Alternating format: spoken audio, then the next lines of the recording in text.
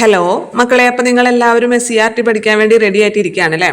അപ്പം നമ്മൾ പുതിയ ചാപ്റ്ററിലേക്ക് കടക്കുന്നതിന് മുമ്പ് എല്ലാ ദിവസവും ചെയ്യുന്നത് പോലെ മുമ്പെടുത്ത ഭാഗങ്ങളിൽ നിന്നും SCERT പുതിയ ചാപ്റ്റേഴ്സാണ് ഡിസ്കസ് ചെയ്യുന്നത്. അതായത് 5ാം ക്ലാസ്, 7ാം ക്ലാസ്, 9ാം ക്ലാസ്സിൽ പുതിയ ടെക്സ്റ്റ് ബുക്കുകളാണ്, പുതിയ പാഠഭാഗങ്ങളാണ്. അപ്പോൾ നമ്മൾ അതാണല്ലേ ഡിസ്കസ് ചെയ്യുന്നത്. അപ്പോൾ നമ്മൾ മുമ്പെടുത്ത ചാപ്റ്റേഴ്സിൽ നിന്ന് കുറച്ച് ചോദ്യങ്ങൾ ചോദിക്കാം, നിങ്ങൾക്ക് കിട്ടുന്നുണ്ടോ എന്ന് ഓർത്ത് നോക്കാം. ആദ്യം തന്നെ മിശ്രഭോജനം. നമ്മുടെ പാഠപുസ്തകത്തിൽ ഭക്ഷണവും അസമത്വവും എന്ന ഭാഗത്ത് മിശ്രഭോജനത്തെക്കുറിച്ച് പറഞ്ഞിട്ടുണ്ട്. സഹോദരൻ അയ്യപ്പനാണ് മിശ്രഭോജനം നടത്തിയതെന്നും എറണാകുളം ചെറായിലാണ് നടത്തിയതെന്നും നമുക്കറിയാം. എന്നാണ് മിശ്രഭോജനം നടത്തിയത്, അതിന്റെ വർഷവും ഡേറ്റും ഓർത്തിരിക്കണം, കാരണം രണ്ടും ടെക്സ്റ്റ് ബുക്കിൽ കൊടുത്തിട്ടുണ്ട്. 1917 മെയ് 29-നാണ്. 1917 മെയ് 29-നാണ് മിശ്രഭോജനം നടത്തിയത്. അതേപോലെ തന്നെ ചാന്നാർ വിളംബരത്തിന്റെ ഡേറ്റും പഠിക്കണം. വസ്ത്രധാരണത്തിലെ വിവേചനങ്ങൾ എന്നുള്ള ഭാഗത്ത് നമ്മൾ ചാന്നാർ വിളംബരം പറഞ്ഞിട്ടുണ്ട് അല്ലെ. 1859 ജൂലൈ 26, 1859 ജൂലൈ 26-നാണ് ചാന്നാർ വിളംബരം പുറപ്പെടുവിച്ചത്. അതേപോലെ തന്നെ സ്വദേശി പ്രസ്ഥാനം എന്നാണ് ആരംഭിച്ചത്. സ്വദേശി പ്രസ്ഥാനം 1905 ഓഗസ്റ്റ് 7-ന് 1905 ഓഗസ്റ്റ് 7-നാണ് സ്വദേശി പ്രസ്ഥാനം ആരംഭിച്ചത്. ഓഗസ്റ്റ് 7-ആണ് നമ്മൾ എന്തായിട്ട് ആചരിക്കുന്നത്? ദേശീയ കൈത്തറി ദിനമായിട്ട് ആചരിക്കുന്നത് അല്ലെ. കാരണം സ്വദേശി പ്രസ്ഥാനം ആരംഭിച്ചതിന്റെ ഓർമ്മയ്ക്കായിട്ട് നമ്മൾ ഓഗസ്റ്റ് 7 കൈത്തറി ദിനമായിട്ട് ആചരിക്കുന്നു. എന്ന് മുതൽ 2015 തൊട്ടിട്ട്. അതേപോലെ തന്നെ ഖാദി പ്രസ്ഥാനം 1918 പറഞ്ഞിട്ടുണ്ടായിരുന്നു. സ്വദേശി പ്രസ്ഥാനം 1905 ഓഗസ്റ്റ് 7-നാണ്. ഖാദി പ്രസ്ഥാനം 1918. അതേപോലെ തന്നെ നമ്മൾ പിന്നെ ഡേറ്റ് പറഞ്ഞത് കേരള നിയമസഭയുടെ കാര്യം പറഞ്ഞപ്പോൾ, കേരള നിയമസഭയുടെ ആദ്യത്തെ സമ്മേളനം 1957 ഏപ്രിൽ 27-നാണ്. 1957 ഏപ്രിൽ 27-നാണ്. അതുകൊണ്ട് നമ്മൾ ഏപ്രിൽ 27 നിയമസഭാ ദിനമായിട്ട് ആചരിക്കുന്നു എന്നൊക്കെ ടെക്സ്റ്റ് ബുക്കിൽ കൊടുത്തിട്ടുള്ളതാണ്. ഈ ഓഗസ്റ്റ് 7 ദേശീയ കൈത്തറി ദിനമായിട്ട് ആചരിക്കുന്നു, ഏപ്രിൽ 27 കേരള നിയമസഭാ ദിനമായിട്ട് ആചരിക്കുന്നു എന്നൊക്കെ നമ്മുടെ SCERT ടെക്സ്റ്റ് ബുക്കിൽ ഉള്ളതാണ്. അതുകൊണ്ട് അത്തരം ഡേറ്റുകളാണ് നമുക്ക് അടുത്ത എക്സാമിന് പ്രതീക്ഷിക്കാനുള്ളത്. അപ്പൊ 1957 ഏപ്രിൽ 27-നാണ് കേരള നിയമസഭയുടെ ആദ്യത്തെ സമ്മേളനം. അതുകൊണ്ട് ഏപ്രിൽ 27-ആണ് നമ്മൾ കേരള നിയമസഭാ ദിനമായിട്ട് ആചരിക്കുന്നത്. ഈ കേരള നിയമസഭയ്ക്ക് കുറച്ച് മുൻഗാമികളെ പറഞ്ഞിട്ടുണ്ടായിരുന്നു അല്ലെ. അതായത് നമുക്ക് കേരള നിയമസഭയാണ് കേരളത്തിന്റെ നിയമനിർമ്മാണ സഭ. അതിനു മുമ്പ് തന്നെ കുറച്ച് നിയമനിർമ്മാണ സഭകളൊക്കെ കേരളത്തിൽ ഉണ്ടായിരുന്നു. അത് ഏതൊക്കെയാണ്? 1888 അരുവിപ്പുറം ശിവപ്രതിഷ്ഠയുടെ വർഷം 1888 Thiruvithamkoor legislative council 1888 Thiruvithamkoor legislative council 1904 Sreemoolam Praja Sabha 1949 Thiru-Kochi നിയമനിർമ്മാണ സഭ. അപ്പൊ ഈ ക്ലാസ് ആദ്യം കേൾക്കുന്നവർക്ക് ഡേറ്റ് ഒക്കെ ഇങ്ങനെ ഒരുമിച്ച് കേൾക്കുമ്പോൾ കുറച്ച് കൺഫ്യൂസിംഗ് ഒക്കെ ആവും. അപ്പൊ നിങ്ങൾ എഴുതി വെച്ച് പഠിക്കാം. മുമ്പ് എടുത്ത ക്ലാസ്സുകളിൽ, മുമ്പത്തെ SCERT ക്ലാസ്സുകളിൽ നമ്മൾ ഡിസ്കസ് ചെയ്ത ഡേറ്റുകളാണ് ഇപ്പൊ പറഞ്ഞത്. അപ്പൊ അത് അന്നാന്ന് പഠിക്കുമ്പോൾ ബുദ്ധിമുട്ടുണ്ടാവില്ല. അപ്പൊ നമ്മൾ ഇപ്പൊ ഒന്ന് പറയുമ്പോൾ ഒന്ന് റിവിഷൻ മാത്രമാണ്. 1888 തിരുവിതാംകൂർ ലെജിസ്ലേറ്റീവ് കൗൺസില്, 1904 ശ്രീമൂലം പ്രജാസഭ, 1949 തിരുക്കൊച്ചി നിയമനിർമ്മാണ സഭ. അപ്പൊ ഈ ഡേറ്റുകളൊക്കെ ഒരുമിച്ച് എഴുതി വെച്ച് പഠിക്കാം. അപ്പൊ നമ്മൾ ഇന്നെടുക്കുന്ന ചാപ്റ്ററുകളിലും കുറച്ച് ഡേറ്റുകൾ വരുന്നുണ്ട്. അപ്പൊ എല്ലാം കൂടി നിങ്ങൾക്ക് കൺഫ്യൂസിങ് ആവരുത്. നമ്മൾ ഇന്നെടുക്കാൻ പോകുന്ന ചാപ്റ്ററിന്റെ പേര് ഗതാഗത ആശയവിനിമയ സംവിധാനങ്ങൾ എന്നുള്ളതാണ്. ഗതാഗത ആശയവിനിമയ സംവിധാനങ്ങൾ. അപ്പൊ ചാപ്റ്ററിന്റെ പേര് പോലെ തന്നെ ഗതാഗത സംവിധാനങ്ങളെ കുറിച്ചിട്ടും ആശയവിനിമയ സംവിധാനങ്ങളെ കുറിച്ചിട്ടൊക്കെയാണ് നമുക്ക് പഠിക്കാനുള്ളത്. അത്യാവശ്യം പഠിക്കാനുള്ള ഒരു ചാപ്റ്ററാണ്. നമുക്കപ്പോൾ വേഗം നോക്കി പോകാം. ആവശ്യമുള്ള കാര്യങ്ങൾ മാത്രം പറയാം. ആദ്യം തന്നെ വാഹനം എന്നതിൻ്റെ ഒരു ഡെഫിനിഷൻ അവിടെ ബോക്സിൽ നൽകിയിട്ടുണ്ട്. നമുക്കറിയുന്നതാണ് വഹിച്ചുകൊണ്ടു പോകുന്ന ഉപകരണം. വഹിച്ചുകൊണ്ടു പോകുന്ന ഉപകരണം എന്നാണ് വാഹനം എന്ന പദത്തിന്റെ അർത്ഥം. വാഹനം എന്നുള്ള പദത്തിന്റെ അർത്ഥം എന്താണ്? വഹിച്ചുകൊണ്ടു പോകുന്ന ഉപകരണം എന്നാണ്. എന്നാൽ മനുഷ്യര് സഞ്ചാരത്തിന് വേണ്ടിയിട്ടും ചരക്കുകൾ കൊണ്ടുപോകുന്നതിന് വേണ്ടിയിട്ടും യാന്ത്രികമായിട്ടുള്ളതും എന്നാൽ യാന്ത്രിക ഇതര ഉപകരണങ്ങളും സംവിധാനങ്ങളും ഉപയോഗിക്കാറുണ്ട് അല്ലെ. യാന്ത്രികമായിട്ടുള്ള സംവിധാനങ്ങളും നമ്മൾ ഉപയോഗിക്കാറുണ്ട്, യാന്ത്രികമല്ലാത്ത സംവിധാനങ്ങളും നമ്മൾ ഉപയോഗിക്കാറുണ്ട്. അപ്പൊ ഇതിനെല്ലാത്തിനെയും നമുക്ക് വാഹനം എന്ന് പറയാം. അതായത് പണ്ട് കാലത്തൊക്കെ നമ്മൾ ഈ ചരക്കുകളൊക്കെ വാഹനങ്ങളിലാണ് കൊണ്ടുപോരുന്നത് അല്ലേ. മൃഗങ്ങളുടെയൊക്കെ പുറത്ത് വെച്ച് കെട്ടിയിട്ടാണ്, കുതിരപ്പുറത്തും കഴുതപ്പുറത്തും അല്ലേ ഒക്കെ വെച്ചിട്ട് കാളവണ്ടിയിലൊക്കെ ആയിട്ടാണ് നമ്മൾ ഈ സാധനങ്ങളൊക്കെ കൊണ്ടുവരുന്നത്. അപ്പം അതുകൊണ്ട് തന്നെ യാന്ത്രിക ഉപകരണങ്ങൾ എന്ന് പറയാനോടൊപ്പം തന്നെ യാന്ത്രിക ഇതര സംവിധാനങ്ങളെ നമുക്ക് വാഹനങ്ങൾ എന്ന് പറയാം. മനുഷ്യൻ സഞ്ചാരത്തിനായിട്ടും ചരക്കുകൾ കൊണ്ടുപോകുന്നതിനായിട്ടും ഉപയോഗിക്കുന്ന യാന്ത്രിക ഇതര സംവിധാനങ്ങളാണ് വാഹനങ്ങൾ എന്ന് പറയുന്നത്. പിന്നെ പണ്ട് കാലത്ത് നമ്മൾ നമ്മുടെ ആവശ്യങ്ങളൊക്കെ എങ്ങനെയാണ്, ഈ വാഹനങ്ങളൊന്നും ഇല്ലാതിരുന്ന സമയത്ത് നമ്മൾ നമ്മുടെ ആവശ്യങ്ങളൊക്കെ എങ്ങനെയാണ് നിറവേറ്റിയിരുന്നത്? വാഹനങ്ങളില്ലാതിരുന്ന സമയത്ത് കാൽനടയായിട്ടും അതുപോലെ തന്നെ തലച്ചുമടായിട്ട് സാധനങ്ങൾ കൊണ്ടുപോകുക, അതോടൊപ്പം മൃഗങ്ങളുടെ പുറത്തൊക്കെ അല്ലെ സഞ്ചാരം മൃഗങ്ങളുടെ പുറത്തും ഉണ്ടായിരുന്നു. അതുകൂടാതെ ചരക്കുകളും നമ്മൾ മൃഗങ്ങളുടെ പുറത്തൊക്കെ വെച്ച് കെട്ടിക്കൊണ്ട് പോകാറുണ്ടായിരുന്നു അല്ലെ. ആനയുടെ പുറത്തും കുതിരയുടെ പുറത്തും കാളയുടെ പുറത്തും കഴുതയുടെ പുറത്തൊക്കെ സാധനങ്ങൾ വെച്ച് കെട്ടി കൊണ്ടുപോകാറൊക്കെ ഉണ്ടായിരുന്നു. പിന്നെ ആവശ്യങ്ങൾ വർദ്ധിച്ചു വന്നപ്പോൾ ഇതൊന്നും പര്യാപ്തമല്ലാതായി. കൂടുതൽ സാധനങ്ങൾ കൊണ്ടുപോകേണ്ടി വരുമ്പോൾ തലച്ചുമടായി കൊണ്ടുപോകുക എന്നുള്ളതും മൃഗങ്ങളുടെ പുറത്ത് വെച്ച് കെട്ടിക്കൊണ്ടു പോകുക എന്നുള്ളതും തന്നെ എന്തല്ല മുഴുവനും പോസിബിൾ ആയിട്ടുള്ള കാര്യമില്ല. അപ്പോൾ നമ്മുടെ ആവശ്യങ്ങൾ വർദ്ധിച്ചപ്പോൾ നമ്മൾ പുതിയ മാർഗങ്ങൾ തേടും. അങ്ങനെ ഈ ചക്രങ്ങളുടെ കണ്ടുപിടുത്തത്തിലേക്ക് നയിച്ചു. ഈ ആവശ്യങ്ങൾ വർദ്ധിച്ചത് ചക്രത്തിന്റെ കണ്ടുപിടുത്തത്തിലേക്ക് നയിച്ചു. അതിന്റെ ഫസ്റ്റ് സ്റ്റെപ്പ് എന്ന് പറയുന്നത് ഉരുളൻ മരത്തടിക്ക് മുകളിൽ സാധനങ്ങൾ വെച്ച് ഉരുട്ടിയാൽ ഭാരം എളുപ്പത്തിൽ നീക്കാൻ സാധിക്കും എന്നുള്ള തിരിച്ചറിവാണ്. അതായത് ഉരുളൻ മരത്തടിക്ക് മുകളിൽ സാധനങ്ങൾ വെച്ച് ഉരുട്ടിയാൽ ഭാരനീക്കം എളുപ്പമാകും എന്ന തിരിച്ചറിവാണ് ശരിക്കും ചക്രങ്ങളുടെ കണ്ടുപിടുത്തത്തിലേക്ക് നയിച്ചത്. നമ്മൾ ഫിസിക്സിൽ പഠിക്കുന്നതാണ്. ഉരുളൽ ഘർഷണം എന്ന് പറയുന്നത് നിരങ്ങൽ ഘർഷണത്തെക്കാളും കുറവാണ് അല്ലെ. നമുക്ക് എന്ത് സാധനവും ഉരുട്ടിക്കൊണ്ട് പോകാൻ എളുപ്പമാണ്. കാരണം എന്താണ്, ഉരുട്ടിക്കൊണ്ട് പോകുമ്പോഴുണ്ടാവുന്ന ഘർഷണം കുറവാണ്. ഘർഷണം എന്ന് പറഞ്ഞു കഴിഞ്ഞാൽ നമ്മൾ പ്രയോഗിക്കുന്ന ബലത്തിന് എതിരായിട്ട് വരുന്ന ബലമാണ് അല്ലെ, ഘർഷണ ബലം. അപ്പോൾ ഉരുട്ടിക്കൊണ്ട് പോകുമ്പോഴുള്ള ഘർഷണം കുറവാണ്, നിരക്കിക്കൊണ്ട് പോകുന്നതിനേക്കാളും കുറവാണ് ഉരുളൽ ഘർഷണം. PSC പലതവണ ചോദിച്ചിട്ടുള്ളതാണ് അല്ലെ. നമ്മുടെ വീട്ടിലൊക്കെ നമ്മൾ സ്ഥിരം ചെയ്യുന്നതാണ്. നമ്മുടെ വീട്ടിൽ ഗ്യാസ് സിലിണ്ടർ വരുമ്പോൾ നമ്മൾ എന്താണ് വലിച്ചുകൊണ്ട് പോകാന്ന് പറഞ്ഞിട്ടുണ്ടെങ്കിൽ കാലിക്കുറ്റി നമുക്ക് വേണമെങ്കിൽ എടുത്ത് പൊക്കിക്കൊണ്ട് പോകാം. അല്ലാതെ ഫുള്ളായിട്ടുള്ള സിലിണ്ടർ നമ്മളെല്ലാവരും എന്താ ചെയ്യുക, ഉരുട്ടിക്കൊണ്ട് പോകും. കാരണം ഉരുട്ടിക്കൊണ്ട് പോകാൻ എളുപ്പമാണ്, വലിച്ചുകൊണ്ട് പോകാൻ എളുപ്പമല്ല. കാരണം ഉരുളൽ ഘർഷണം എന്ന് പറയുന്നത് നിരങ്ങൽ ഘർഷണത്തെക്കാൾ കുറവാണ്. അപ്പോൾ ഇവർക്ക് ഈ ഘർഷണത്തിനെ കുറിച്ചൊന്നും അറിഞ്ഞിട്ടില്ലെങ്കിലും ഇവരെന്ത് കാര്യം തിരിച്ചറിഞ്ഞു, ഇത്തരത്തിൽ ഉരുളൻ മരത്തടിക്ക് മുകളിൽ സാധനങ്ങൾ വെച്ച് കഴിഞ്ഞാൽ അത് നീക്കിക്കൊണ്ട് പോകാൻ എളുപ്പമാണെന്നുള്ള തിരിച്ചറിവാണ് എന്തിലേക്ക് നയിച്ചത്, ചക്രത്തിന്റെ കണ്ടുപിടുത്തത്തിലേക്ക് നയിച്ചത്. ആദ്യകാലത്തെ മനുഷ്യർ ഈ സംസ്കാരങ്ങളല്ല, നമ്മൾ സിന്ധു നദീതട സംസ്കാരം പഠിക്കുകയാണെങ്കിലും മൊസപ്പൊട്ടോമിയൻ സംസ്കാരം പഠിക്കുകയാണെങ്കിലും ഒക്കെ തന്നെ ഏതെങ്കിലും നദികളുടെ തീരത്തായിരിക്കും അല്ലേ ഈ സംസ്കാരങ്ങളൊക്കെ രൂപക്കൊണ്ടുണ്ടാവുക. കാരണം എന്താണ്, എപ്പോഴും നദികളുടെ തീരത്താണ് വാസസ്ഥലം ഉറപ്പിക്കുക. കാരണം നമുക്ക് അവിടെ കൃഷി ചെയ്യാൻ എളുപ്പമാണ്, ജലത്തിന്റെ ലഭ്യത. നമുക്ക് കുടിക്കാനാണെങ്കിലും എല്ലാത്തിനും വെള്ളം കിട്ടുന്ന സ്ഥലത്ത്, ജലം കിട്ടുന്ന സ്ഥലത്താണ് ആളുകൾ താമസം ഉറപ്പിക്കുക. അതുകൊണ്ട് തന്നെ നദീതടങ്ങളിലാണ് സംസ്കാരങ്ങളെല്ലാം രൂപം കൊണ്ടിരുന്നത്. അപ്പൊ അതേപോലെ തന്നെ സൂറിച്ച് തടാകത്തിന്റെ തീരത്ത് നിന്ന് ഒരു ചക്രം കണ്ടുപിടിച്ചിട്ടുണ്ട്. ഈ സൂറിച്ച് തടാകം എന്ന് പറയുന്നത് സ്വിറ്റ്സർലാൻഡിലാണ്. 1976 സ്വിറ്റ്സർലാൻഡിലെ സൂറിച്ച് തടാകത്തിന്റെ തീരത്തു നിന്നും കണ്ടെത്തിയ ഏകദേശം 4500-ലധികം വർഷം പഴക്കമുള്ള ചക്രത്തിന്റെ ഭാഗങ്ങൾ ആണ് അവിടെ ചിത്രത്തിൽ കാണിച്ചിട്ടുള്ളത്. ഈ ചക്രം ഇന്ന് സ്വിസ് നാഷണൽ മ്യൂസിയത്തിൽ സൂക്ഷിച്ചിട്ടുണ്ട്. അപ്പൊ ഈ ചക്രം എവിടെ നിന്നാണ് കിട്ടിയിട്ടുള്ളത്? സ്വിറ്റ്സർലാൻഡിലെ സൂറിച്ച് തടാകത്തിന്റെ തീരത്തു നിന്നാണ് കിട്ടിയിട്ടുള്ളത്. സ്വിറ്റ്സർലാൻഡിലെ സൂറിച്ച് തടാകത്തിന്റെ തീരത്തു നിന്നാണ് കിട്ടിയിട്ടുള്ളത്. കാരണം അവിടെ സ്വാഭാവികമായിട്ടും ഒരു തടാകം ഉള്ളത് കൊണ്ട് തന്നെ അതിന്റെ തീരത്തൊക്കെ ജനങ്ങൾ താമസിച്ചിട്ടുണ്ടാവും അല്ലെ പണ്ട് കാലത്ത്. അപ്പൊ അവിടുത്തെ ജനങ്ങൾ എന്തുപയോഗിച്ചിട്ടുണ്ടായിരുന്നു? ഈ ചക്രങ്ങൾ ഉപയോഗിച്ചിട്ടുണ്ടായിരുന്നു. അതുകൊണ്ടല്ലേ 4500-ലധികം വർഷം പഴക്കമുള്ള ചക്രമാണ് സൂറിച്ച് തടാകത്തിന്റെ തീരത്തുനിന്ന് കിട്ടിയത്. ഈ സൂറിച്ച് തടാകം സ്വിറ്റ്സർലാൻഡിലാണെന്നും ഈ ചക്രം ഇപ്പൊ എവിടെ സൂക്ഷിച്ചിട്ടുണ്ട്? സ്വിസ് നാഷണൽ മ്യൂസിയത്തിൽ സൂക്ഷിച്ചിട്ടുണ്ട്. ഈ ചക്രം ഉണ്ടാക്കിയിരിക്കുന്നത് മേപ്പിൾ മരപ്പലകകൾ കൊണ്ടാണ് ഈ ചക്രം നിർമ്മിച്ചിരിക്കുന്നത്. അപ്പൊ ആ കാര്യങ്ങളൊക്കെ ജസ്റ്റ് ഒന്ന് മനസ്സിലാക്കി വെക്കുക. കാരണം അവിടെ ബോക്സിൽ തന്നിരിക്കുന്നത് കൊണ്ട് നമുക്ക് ചോദിക്കോ ഇല്ലയോ എന്ന് പറയാൻ പറ്റില്ല. 1976 സ്വിറ്റ്സർലാൻഡിലെ സൂറിച്ച് തടാകത്തിന്റെ തീരത്ത് നിന്നും ഒരു ചക്രം കണ്ടെത്തിയത്. ആ ചക്രത്തിന് 4500 വർഷത്തിലധികം പഴക്കമുണ്ടെന്നാണ് പറയുന്നത്. മേപ്പിൾ മരപ്പലകകൾ കൊണ്ടാണ് ആ ചക്രം നിർമ്മിച്ചിരിക്കുന്നത്. അപ്പൊ ഇത്രയും പഴക്കമുള്ളത് കൊണ്ട് തന്നെ അത് എവിടെ സൂക്ഷിച്ചിട്ടുണ്ട്? സ്വിസ് നാഷണൽ മ്യൂസിയത്തിൽ സൂക്ഷിച്ചിട്ടുണ്ട്. അതേപോലെ തന്നെ മൊസപ്പൊട്ടോമിയക്കാരും ഈ ചക്രങ്ങൾ ഉപയോഗിച്ചിരുന്നതിന്റെ തെളിവുകൾ നമുക്ക് കണ്ടെത്തിയിട്ടുണ്ട്. ഏകദേശം 5000 വർഷങ്ങൾക്ക് മുമ്പ് മൊസപ്പൊട്ടോമിയക്കാർ ചക്രങ്ങൾ നിർമ്മിച്ചിരുന്നതായിട്ട് കരുതപ്പെടുന്നു. അവരുടെ ചക്രങ്ങൾ കട്ടിയുള്ള 3 കഷ്ണം പലകകൾ ചേർത്ത് വെച്ച് തോൽപ്പട്ടയിൽ ചെമ്പാണി തറച്ച തരത്തിലായിരുന്നു. പിന്നീട് ഈജിപ്തുകാരും റോമക്കാരും ചക്രങ്ങളെ കൂടുതൽ മെച്ചപ്പെടുത്തി.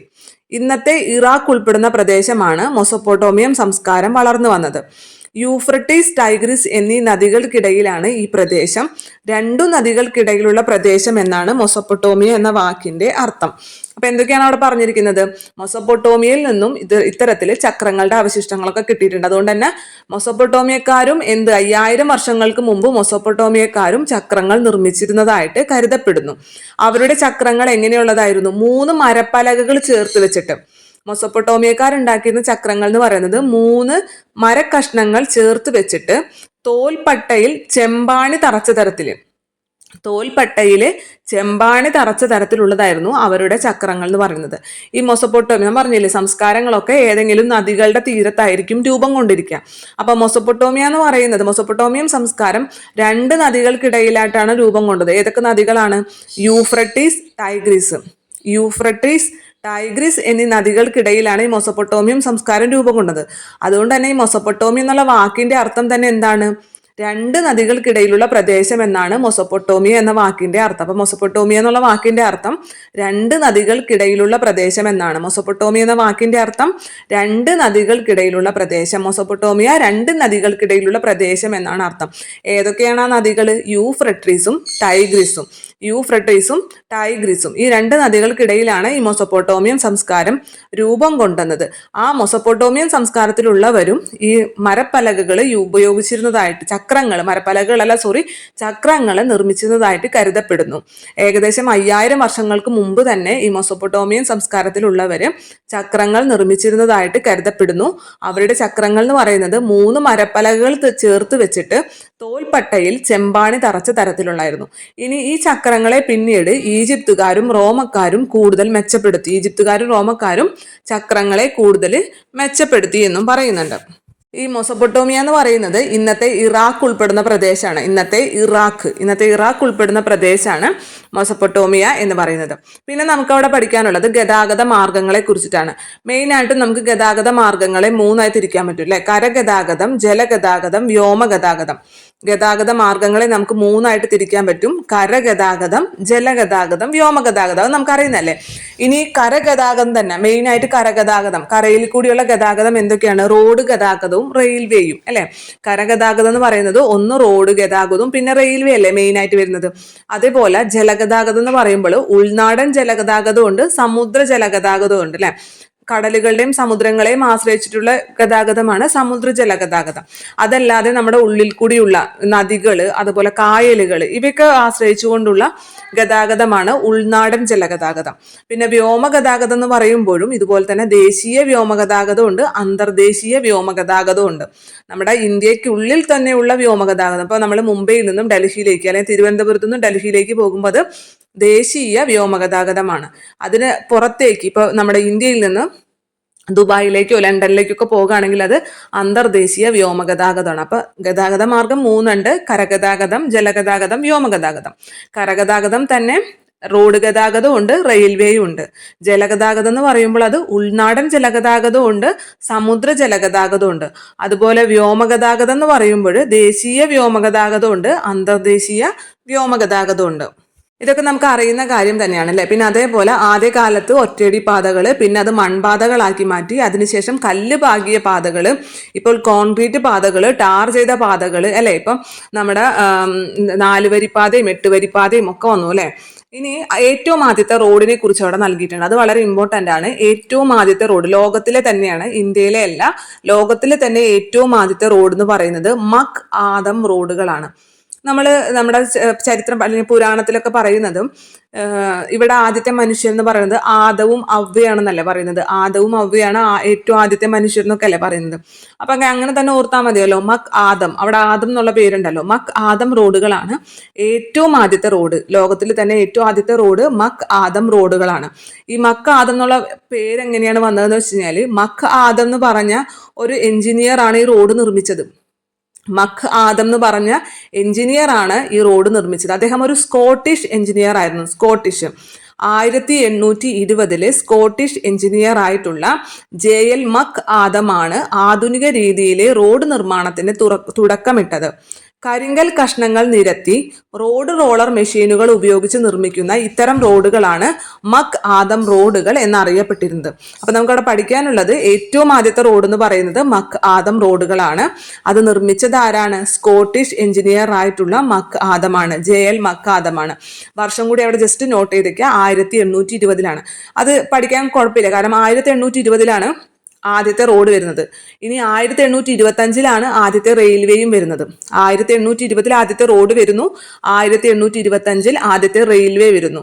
അതേപോലെ 1845 കേരളത്തിലെ കനോലി കനാൽ നിർമ്മിക്കുന്നത്. 1845 നമ്മുടെ മലബാർ കളക്ടറായിരുന്ന HV കനോലി നമ്മുടെ കനോലി കനാൽ നിർമ്മിക്കുന്നത്. അതൊക്കെ ഈ ചാപ്റ്ററിൽ തന്നെ നമുക്ക് പഠിക്കാനുള്ള കാര്യങ്ങളാണ്. അപ്പോൾ അതൊക്കെ ജസ്റ്റ് ഒന്ന് ഒരുമിച്ച് ഓർമ്മിപ്പിച്ച് വെച്ച് കഴിഞ്ഞാൽ നമുക്ക് എളുപ്പമായിരിക്കും അല്ലേ. 1820 ആദ്യത്തെ റോഡ്, 1825 ആദ്യത്തെ റെയിൽവേ, 1845 കനോലി കനാൽ. ആ വർഷങ്ങളൊക്കെ ഒരു എന്താ ഒരു ചേർച്ചയില്ലേ. 1820 ആദ്യത്തെ റോഡ്, 1825 ആദ്യത്തെ റെയിൽവേ, 1845 കേരളത്തിൽ കനോലി കനാൽ. അപ്പൊ നമ്മൾ ആദ്യം പറഞ്ഞത് എന്താണ്? മക്കാദം റോഡിനെ കുറിച്ചാണ്. 1820 സ്കോട്ടിഷ് എഞ്ചിനീയർ ആയിട്ടുള്ള JL മക് ആദമാണ് ആധുനിക രീതിയിലുള്ള റോഡ് നിർമ്മിച്ചത്. കരിങ്കൽ കഷ്ണങ്ങൾ നിരത്തിയിട്ട് റോഡ് റോളർ മെഷീനുകൾ ഉപയോഗിച്ച് നിർമ്മിച്ച ഇത്തരം റോഡുകളാണ് മക് ആദം റോഡുകൾ എന്ന് അറിയപ്പെടുന്നത്. പിന്നെ ഇന്ത്യയിലെ പ്രധാന ഹൈവേകളെ കുറിച്ച് പറഞ്ഞിട്ടുണ്ട്. ഇന്ത്യയിലെ ഏറ്റവും പ്രധാനപ്പെട്ട ഹൈവേ എന്ന് പറയുന്നത് ഒന്നാണ് സുവർണ ചതുഷ്കോണം. പണ്ട് PSC സ്ഥിരം ചോദിക്കാറുണ്ട് അല്ലെ, സുവർണ ചതുഷ്കോണം എന്തുമായി ബന്ധപ്പെട്ടിരിക്കുന്നു? സുവർണ ചതുഷ്കോണം എന്നുള്ളത് ഇന്ത്യയിലെ പ്രധാന റോഡ് ശൃംഖലയാണ്, ദേശീയ പാതയുടെ ശൃംഖലയാണ് സുവർണ ചതുഷ്കോണം എന്ന് പറയുന്നത്. മെയിൻ ആയിട്ട് 4 നഗരങ്ങളെയാണ് അത് ബന്ധിപ്പിക്കുന്നത്. ഏതൊക്കെയാണ്? കൊൽക്കത്ത, മുംബൈ, ചെന്നൈ, ഡൽഹി അല്ലെ. കൊൽക്കത്ത, മുംബൈ, ചെന്നൈ, ഡൽഹി, ഈ 4 നഗരങ്ങളെയാണ് അത് ബന്ധിപ്പിക്കുന്നത്. 4 ഇങ്ങനെ ഒരു ചതുഷ്കോണം, ഒരു ചതുരം പോലെ തന്നെ അല്ലെ. ഏറ്റവും മുകളിൽ ഡൽഹി, അവിടെ നിന്ന് പിന്നെ കൊൽക്കത്ത, അടിയിൽ ചെന്നൈ, പിന്നെ മുംബൈ, വീണ്ടും ഡൽഹിയിൽ വന്നു ചേരും. അങ്ങനെ ഒരു ചതുരം പോലെ, അതാണ് സുവർണ ചതുഷ്കോണം പദ്ധതി എന്നാണ് അത് അറിയപ്പെടുന്നത്. ഇന്ത്യയിലെ പ്രധാന വ്യവസായ കാർഷിക കേന്ദ്രങ്ങളെ ബന്ധിപ്പിക്കുന്ന ദേശീയപാത ശൃംഖലയാണ് സുവർണ ചതുഷ്കോണം എന്നുള്ളത്. ഡൽഹി, കൊൽക്കത്ത, മുംബൈ, ചെന്നൈ എന്നീ നഗരങ്ങളിലൂടെയും 12 സംസ്ഥാനങ്ങളിലൂടെയും ഈ പാത കടന്നു പോകുന്നുണ്ട്. അപ്പൊ 12 സംസ്ഥാനങ്ങളിൽ കൂടെ ഈ പാത കടന്നു പോകുന്നുണ്ട് എന്നുള്ള കാര്യം ഓർത്തിരിക്കുക. സുവർണ ചതുഷ്കോണം എല്ലാവർക്കും അറിയായിരിക്കും, അത് ദേശീയപാതയുടെ ശൃംഖലയാണെന്നും പ്രധാനമായിട്ട് 4 നഗരങ്ങളെയാണ് ബന്ധിപ്പിക്കുന്നത്. ഡൽഹി, കൊൽക്കത്ത, ചെന്നൈ, മുംബൈ എന്നുള്ള കാര്യം എല്ലാവർക്കും അറിയായിരിക്കും. 12 സംസ്ഥാനങ്ങളിൽ കൂടി ഈ ദേശീയപാത കടന്നു പോകുന്നുണ്ട് എന്നുള്ള കാര്യം ഓർത്തു വയ്ക്കുക. 12 സംസ്ഥാനങ്ങളിൽ കൂടി കടന്നു പോകുന്നുണ്ട്. അടുത്തത് വടക്ക് തെക്ക് ഇടനാഴിയും കിഴക്ക് പടിഞ്ഞാറ് ഇടനാഴിയും. വടക്ക് തെക്ക് ഇടനാഴി, അപ്പൊ തന്നെ നമുക്കറിയാം നമ്മുടെ ഇന്ത്യയുടെ വടക്കേ അറ്റത്തെയും തെക്കേ അറ്റത്തെയും തമ്മിൽ ബന്ധിപ്പിക്കുന്ന റോഡാണ് വടക്ക് തെക്ക് ഇടനാഴി എന്ന് പറയുന്നത്. അപ്പൊ ഏതൊക്കെ സ്ഥലങ്ങളെ തമ്മിലായിരിക്കും വടക്ക് തെക്ക് ഇടനാഴി ബന്ധിപ്പിക്കുന്നത്? വടക്ക് ഏറ്റവും മുകളിൽ ശ്രീനഗർ അല്ലെ, ശ്രീനഗറിനെയും ഏറ്റവും തെക്ക് കന്യാകുമാരി, ശ്രീനഗറിനെയും കന്യാകുമാരിനെയും തമ്മിൽ ബന്ധിപ്പിക്കുന്ന ഇടനാഴിയാണ്, അല്ലെങ്കിൽ ആ റോഡാണ് വടക്ക് തെക്ക് ഇടനാഴി എന്ന് പറയുന്നത്. ആ റോഡാണ് വടക്ക് തെക്ക് ഇടനാഴി, നാഷണൽ ഹൈവേ. അതേപോലെ കിഴക്ക് പടിഞ്ഞാറ് ഇടനാഴി എന്ന് പറയുമ്പോൾ, കിഴക്ക് പടിഞ്ഞാറ് ഇടനാഴി എന്ന് പറയുമ്പോൾ ഇന്ത്യയുടെ ഏറ്റവും കിഴക്കേ അറ്റത്തെ പ്രദേശത്തെയും ഇന്ത്യയുടെ ഏറ്റവും പടിഞ്ഞാറ് അറ്റത്തെ പ്രദേശത്തെയും തമ്മിൽ ബന്ധിപ്പിക്കുന്നതായിരിക്കും അല്ലെ. അപ്പൊ ഏതൊക്കെ സ്ഥലങ്ങളെ തമ്മിലാണ്? നമ്മുടെ ഗുജറാത്തിലെ പോർബന്ദർ, പടിഞ്ഞാറ് അറ്റം എന്ന് പറയുമ്പോൾ ഗുജറാത്തിലെ പോർബന്ദറിനെയും കിഴക്കേ അറ്റം എന്ന് പറയുമ്പോൾ സിൽച്ചാറിനെയും തമ്മിൽ ബന്ധിപ്പിക്കുന്നതാണ് കിഴക്ക് പടിഞ്ഞാറ് ഇടനാഴി എന്നുള്ളത്. അപ്പൊ വടക്ക് തെക്ക് ഇടനാഴി എന്നുള്ളത് ശ്രീനഗറിനെയും കന്യാകുമാരിനെയും തമ്മിൽ ബന്ധിപ്പിക്കുന്ന റോഡ് ശൃംഖലയാണ്. കിഴക്ക് പടിഞ്ഞാറ് ഇടനാഴി എന്ന് പറയുമ്പോൾ സിൽച്ചാറിനെയും പോർബന്ദറിനെയും തമ്മിൽ ബന്ധിപ്പിക്കുന്നതാണ് കിഴക്ക് പടിഞ്ഞാറ് ഇടനാഴി എന്നുള്ള കാര്യം അവിടെ ഓർത്തു വയ്ക്കാം. നമ്മളുടെ റോഡ് ഗതാഗതം അങ്ങനെ കഴിഞ്ഞു. ഇനി അടുത്തത് റെയിൽ ഗതാഗതമാണ്. അപ്പൊ റെയിൽവേനെ കുറിച്ച് പറയുന്നതിന് മുമ്പ് റോഡ് ഗതാഗതത്തിൽ നമുക്ക് എന്തൊക്കെയാണ് മെയിനായിട്ട് പഠിക്കാനുണ്ടായിരുന്നത്? ഒന്നാമത്തത് മക് ആദം റോഡുകളെ കുറിച്ചിട്ടും പിന്നെ ഒന്ന് ഇന്ത്യയിലെ പ്രധാന ഹൈവേകളെ കുറിച്ചിട്ടാണ്. ഇന്ത്യയിലെ പ്രധാന ഹൈവേ നമ്മൾ ഓൾറെഡി പഠിക്കുന്ന കാര്യമാണ് അല്ലെ. സുവർണ ചതുഷ്കോണവും അതുപോലെ വടക്ക് തെക്ക് ഇടനാഴിയും കിഴക്ക് പടിഞ്ഞാറ് ഇടനാഴിയും നമ്മൾ പഠിക്കാറുള്ള കാര്യമാണ്. അതിൽ ആ റോഡുകൾ ഏതൊക്കെ സ്ഥലങ്ങളെയാണ് ബന്ധിപ്പിക്കുന്നത് എന്നുള്ള കാര്യം ഓർമ്മ വേണം. വടക്ക് തെക്ക് ഇടനാഴിയാകുമ്പോൾ ശ്രീനഗറിനെയും കന്യാകുമാരിനെയാണ് ബന്ധിപ്പിക്കുന്നത്.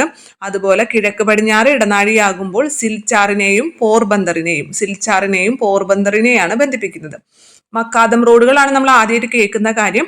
1820 തുടങ്ങിയത്. 1820 സ്കോട്ടിഷ് എഞ്ചിനീയർ ആയിട്ടുള്ള JL മക് ആദമാണ് ആധുനിക രീതിയിലുള്ള റോഡ് നിർമ്മാണത്തിന് തുടക്കം കുറിച്ചത്.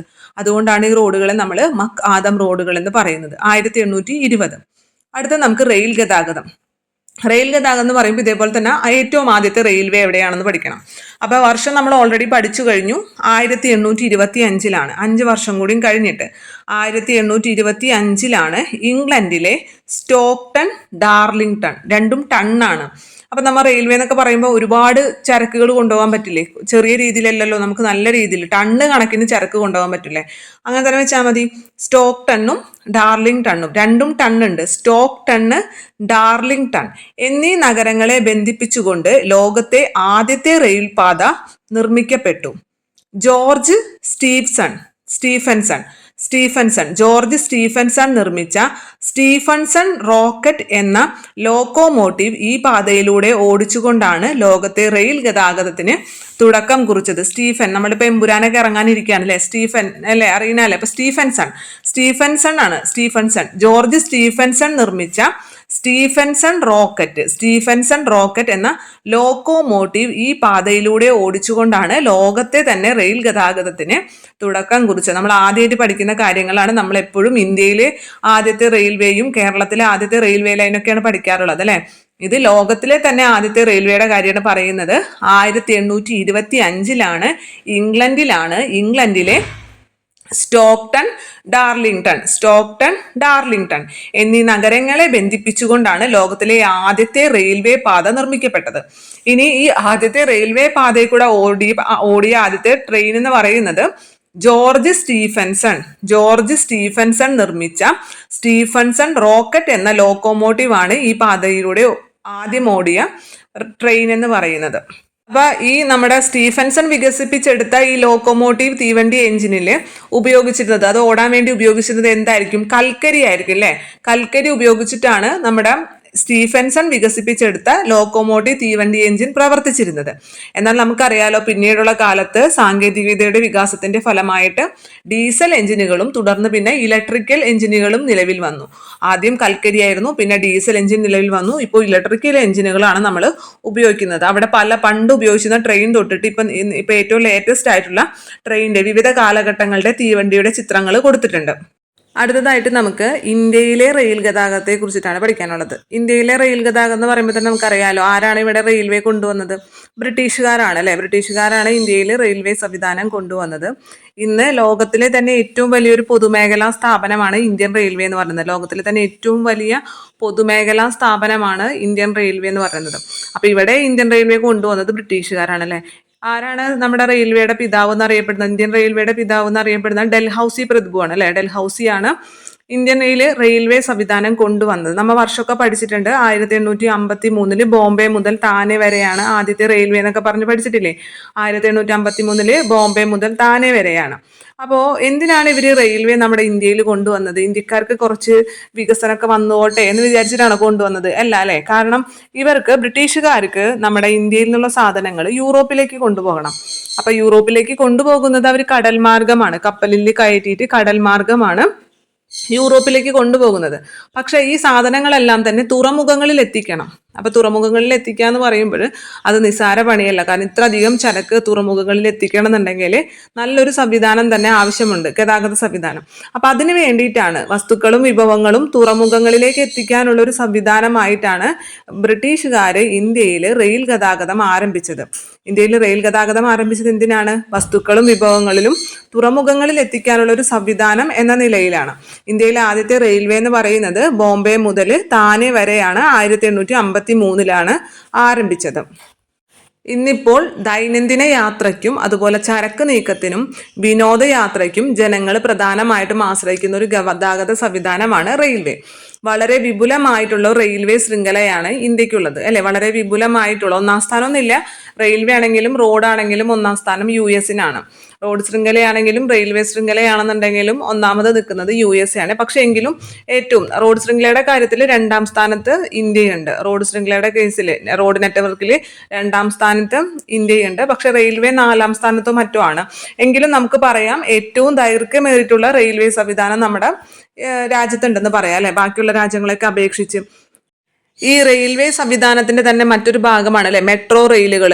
അപ്പൊ മെട്രോ റെയിലുകൾ എന്ന് വെച്ചാൽ നമുക്കറിയാം പ്രധാന നഗരങ്ങളിലാണ് ഉണ്ടാവുക. അപ്പൊ എന്തിനാണ് ഈ മെട്രോ റെയിൽ സംവിധാനം എന്ന് വെച്ച് കഴിഞ്ഞാല് വൻ നഗരങ്ങളിലെ യാത്രാക്ലേശം പരിഹരിക്കാനും പരിഹരിക്കുന്നതിനും അതുപോലെ അന്തരീക്ഷ മലിനീകരണം കുറയ്ക്കുന്നതിനുമാണ് മെട്രോ റെയിൽ ആരംഭിച്ചത്. വൻ നഗരങ്ങളിലെ യാത്രാക്ലേശം കുറയ്ക്കുന്നതിനും അന്തരീക്ഷ മലിനീകരണം കുറയ്ക്കുന്നതിനുമാണ് മെട്രോ റെയിൽ ആരംഭിച്ചത്. കൊൽക്കത്ത, ഡൽഹി, മുംബൈ, ബാംഗ്ലൂരു, ചെന്നൈ, കൊച്ചി തുടങ്ങിയ ഇന്ത്യയിലെ പ്രധാന നഗരങ്ങളിലെല്ലാം തന്നെ എന്തുണ്ട്? മെട്രോ റെയിൽ സംവിധാനം ഇന്ന് നിലവിലുണ്ട്. അപ്പൊ ഇത്രയും കാര്യങ്ങളാണ് നമുക്ക് റെയിൽവേയുമായി ബന്ധപ്പെട്ട് പഠിക്കാനുള്ളത്. അപ്പൊ ഏറ്റവും ആദ്യം തന്നെ നമ്മൾ ലോകത്തിലെ ആദ്യത്തെ റെയിൽവേയുടെ കാര്യം പറഞ്ഞു. എവിടെയാണ് ലോകത്തിൽ ആദ്യമായിട്ട് റെയിൽവേ ആരംഭിച്ചത്? ഇംഗ്ലണ്ടിലാണ് അല്ലെ. എന്നാണ് വർഷം? 1825 1825 സ്റ്റോക്ടൺ മുതൽ ഡാർലിംഗ്ടൺ എന്നീ നഗരങ്ങളെ ബന്ധിപ്പിച്ചുകൊണ്ടാണ് ലോകത്തിലെ ആദ്യത്തെ റെയിൽ പാത നിർമ്മിക്കപ്പെട്ടത്. ഇതിലൂടെ ഓടിയ ആദ്യത്തെ ട്രെയിൻ എന്ന് പറയുന്നത് ജോർജ് സ്റ്റീഫൻസൺ നിർമ്മിച്ചിട്ടുള്ള സ്റ്റീഫൻസൺ റോക്കറ്റ് ആണ്. സ്റ്റീഫൻസൺ നിർമ്മിച്ച സ്റ്റീഫൻസൺ റോക്കറ്റ് എന്ന ലോക്കോമോട്ടീവ് ആണ് ഈ പാതയിലൂടെ ആദ്യമായിട്ട് ഓടിച്ചത്. അത് കൽക്കരിയാണ് ഉപയോഗിച്ചിരുന്നത്. ഇന്ത്യയിലെ ആദ്യത്തെ ട്രെയിൻ എന്ന് പറയുമ്പോൾ, ഇന്ത്യയിലെ ആദ്യത്തെ റെയിൽപാത എന്ന് പറയുമ്പോൾ ബോംബെ മുതൽ താനെ വരെയാണ്. ആദ്യത്തെ റെയിൽപാത ബോംബെ മുതൽ താനെ വരെയാണ്. 1853 കേരളത്തിലെ ആദ്യത്തെ റെയിൽപാത ബേപ്പൂർ മുതൽ തിരൂർ വരെയാണ്. കേരളത്തിലെ ആദ്യത്തെ റെയിൽപാത ബേപ്പൂർ മുതൽ തിരൂർ വരെ 1861 കേരളത്തിൽ ആദ്യമായിട്ട് ട്രെയിൻ ഓടിയത്. എവിടെ നിന്നാണ്? ബേപ്പൂർ മുതൽ തിരൂർ വരെയാണ്. അതുപോലെ തന്നെ നമ്മുടെ മുമ്പത്തെ ടെക്സ്റ്റ് ബുക്കിൽ ഈ ഗേജിനെ കുറിച്ചൊക്കെ പറഞ്ഞിട്ടില്ലേ? ഏതോ ഒരു ക്ലാസ്സിലെ SCERT ടെക്സ്റ്റ് ബുക്കിൽ നമ്മുടെ broad gauge, metre gauge, narrow gauge, അതായത് ഈ റെയിൽ പാളങ്ങൾ തമ്മിലുള്ള അകലത്തിനനുസരിച്ചാണ് metre gauge, broad gauge, narrow gauge എന്നൊക്കെ പറഞ്ഞിട്ട് അതിൽ ആ മീറ്റർ പാളത്തിന്റെ അകലവും കൊടുത്തിട്ടുണ്ട്. നമുക്ക് ആ SCERT പറയുമ്പോൾ നമുക്ക് അത് പറയാം. എനിക്കിപ്പോൾ ഓർമ്മ വരുന്നില്ല അത് കൃത്യമായിട്ട്. പിന്നെ അടുത്തതായിട്ട് നമുക്കിനി ജലഗതാഗതത്തെ കുറിച്ചാണ് പറയാനുള്ളത്. ജലഗതാഗതത്തിന്റെ ഏറ്റവും പ്രത്യേകത എന്താണ്? ഏറ്റവും ചെലവും കുറഞ്ഞ മാർഗമാണ് അല്ലെ, ഗതാഗത മാർഗമാണ്. ഏറ്റവും ചെലവ് കുറഞ്ഞ ഗതാഗത മാർഗം ഏതെന്ന് ചോദിച്ചു കഴിഞ്ഞാൽ അത് ജലഗതാഗതമാണ്. മൃഗങ്ങൾക്കും മനുഷ്യർക്കും ജലാശയങ്ങൾ മുറിച്ചു കടക്കാൻ കഴിയാത്ത സാഹചര്യത്തിലാണ് ജലഗതാഗതം എന്ന ആശയത്തെ കുറിച്ച് ചിന്തിച്ചിട്ടുണ്ടാവുക അല്ലെ. ഈ ജലാശയങ്ങൾ മുറിച്ചു കടക്കേണ്ട ഒരു ആവശ്യം വന്നപ്പോഴായിരിക്കും എന്തുണ്ടാവാം? ജലഗതാഗതം എന്ന കാര്യത്തെ കുറിച്ച് ചിന്തിച്ചിട്ടുണ്ടാവാം. ആദ്യകാലത്തെ മനുഷ്യര് ഈ നമ്മുടെ തടിക്കഷ്ണങ്ങളുടെ ഉൾഭാഗം കത്തിച്ചു കളയും. തടിക്കഷ്ണങ്ങളുടെ ഉൾഭാഗം പൊള്ളയായി കഴിഞ്ഞ് എന്ത് സംഭവിക്കും? ഇത് വെള്ളത്തിൽ പൊങ്ങിക്കെടുക്കും അല്ലെ. അങ്ങനെ ആദ്യകാലത്തൊക്കെ മനുഷ്യര് മരത്തടിയുടെ മധ്യഭാഗം തീയിട്ട് കരിച്ച് പൊള്ളയാക്കിയിട്ടാണ് തോണികൾ നിർമ്മിച്ചിരുന്നത്. പിന്നീട് പണിയായുധങ്ങളുടെ കണ്ടെത്തലോടുകൂടി തോണി നിർമ്മാണം എളുപ്പമാക്കി ക്രമേണ പലതരത്തിലുള്ള വള്ളങ്ങളും പായ്ക്കപ്പലുകളും നിർമ്മിച്ചു. പിന്നെ നമ്മൾ സ്ഥിരം പറയുന്നത് പോലെ തന്നെ നമ്മുടെ സംസ്കാരങ്ങളിൽ, മെസൊപ്പൊട്ടേമിയൻ സംസ്കാരത്തിലും അതുപോലെ സിന്ധു നദീതട സംസ്കാരത്തിലൊക്കെ നമ്മൾ എന്തിന്റെ കപ്പലിന്റെ അവശിഷ്ടങ്ങൾ കണ്ടെത്തിയിട്ടുണ്ട്. ഈ മെസൊപ്പൊട്ടേമിയൻ ജനത വ്യാപാര രംഗത്ത് കപ്പലുകൾ പോലുള്ള ജലായനങ്ങൾ ഉപയോഗിച്ചിരുന്നു. തുഴകളാലും നീളൻ കമ്പുകളാലും മുന്നോട്ട് നീക്കിക്കൊണ്ടു പോകുന്ന വിവിധ വലുപ്പത്തിലുള്ള ജലയാനങ്ങൾ ഇവർ നിർമ്മിച്ചിരുന്നു. ചരക്കു നീക്കത്തിനും സഞ്ചാരത്തിനും ഈ ജലയാനങ്ങൾ ഉപയോഗിച്ചിരുന്നു. അപ്പൊ മെസൊപ്പൊട്ടേമിയക്കാർ നമ്മൾ നേരത്തെ ചക്രങ്ങളുടെ കാര്യം പറഞ്ഞപ്പോൾ നമ്മൾ പറഞ്ഞിട്ടുണ്ടായിരുന്നു. മെസൊപ്പൊട്ടേമിയക്കാർ ചക്രങ്ങൾ നിർമ്മിച്ചിരുന്നു അല്ലെ. 5000 വർഷങ്ങൾക്ക് മുമ്പ് തന്നെ മെസൊപ്പൊട്ടേമിയക്കാർ ചക്രങ്ങൾ ഉപയോഗിച്ചതിന്റെ തെളിവുകൾ കിട്ടിയിട്ടുണ്ട്. അതേപോലെ തന്നെ മെസൊപ്പൊട്ടേമിയക്കാർ എന്തും ഉപയോഗിച്ചിരുന്നു? കപ്പലുകളും ഉപയോഗിച്ചിരുന്നു. വ്യാപാര രംഗത്ത് കപ്പലുകൾ മെസൊപ്പൊട്ടേമിയക്കാർ ഉപയോഗിച്ചിരുന്നു. അതേപോലെ തന്നെ നമ്മുടെ സിന്ധു നദീതട സംസ്കാരം ഉണ്ടല്ലോ. സിന്ധു നദീതട സംസ്കാരത്തിന്റെ ഭാഗമായിട്ടുള്ള ഗുജറാത്തിലെ ലോഥലിൽ നിന്ന് കപ്പൽ നിർമ്മാണ കേന്ദ്രത്തിന്റെ ഡോക്യാർഡിന്റെ അവശിഷ്ടങ്ങൾ കണ്ടെത്തിയിട്ടുണ്ട്. അതേപോലെ തന്നെ ലോഥലിൽ നിന്ന് കിട്ടിയ മുദ്രകളിൽ, ഹാരപ്പയിൽ നിന്ന് കണ്ടെത്തിയ മെസൊപ്പൊട്ടേമിയൻ മുദ്രകളിലെല്ലാം തന്നെ ബോട്ടിന്റെ രൂപങ്ങൾ പതിച്ചിട്ടുണ്ട്. ഇതെന്താണ് തെളിവ് നൽകുന്നത്? ആ കാലത്ത് നമ്മൾ ജലഗതാഗതം ഉപയോഗിച്ചിരുന്നു എന്നുള്ള തെളിവാണ് അല്ലെ.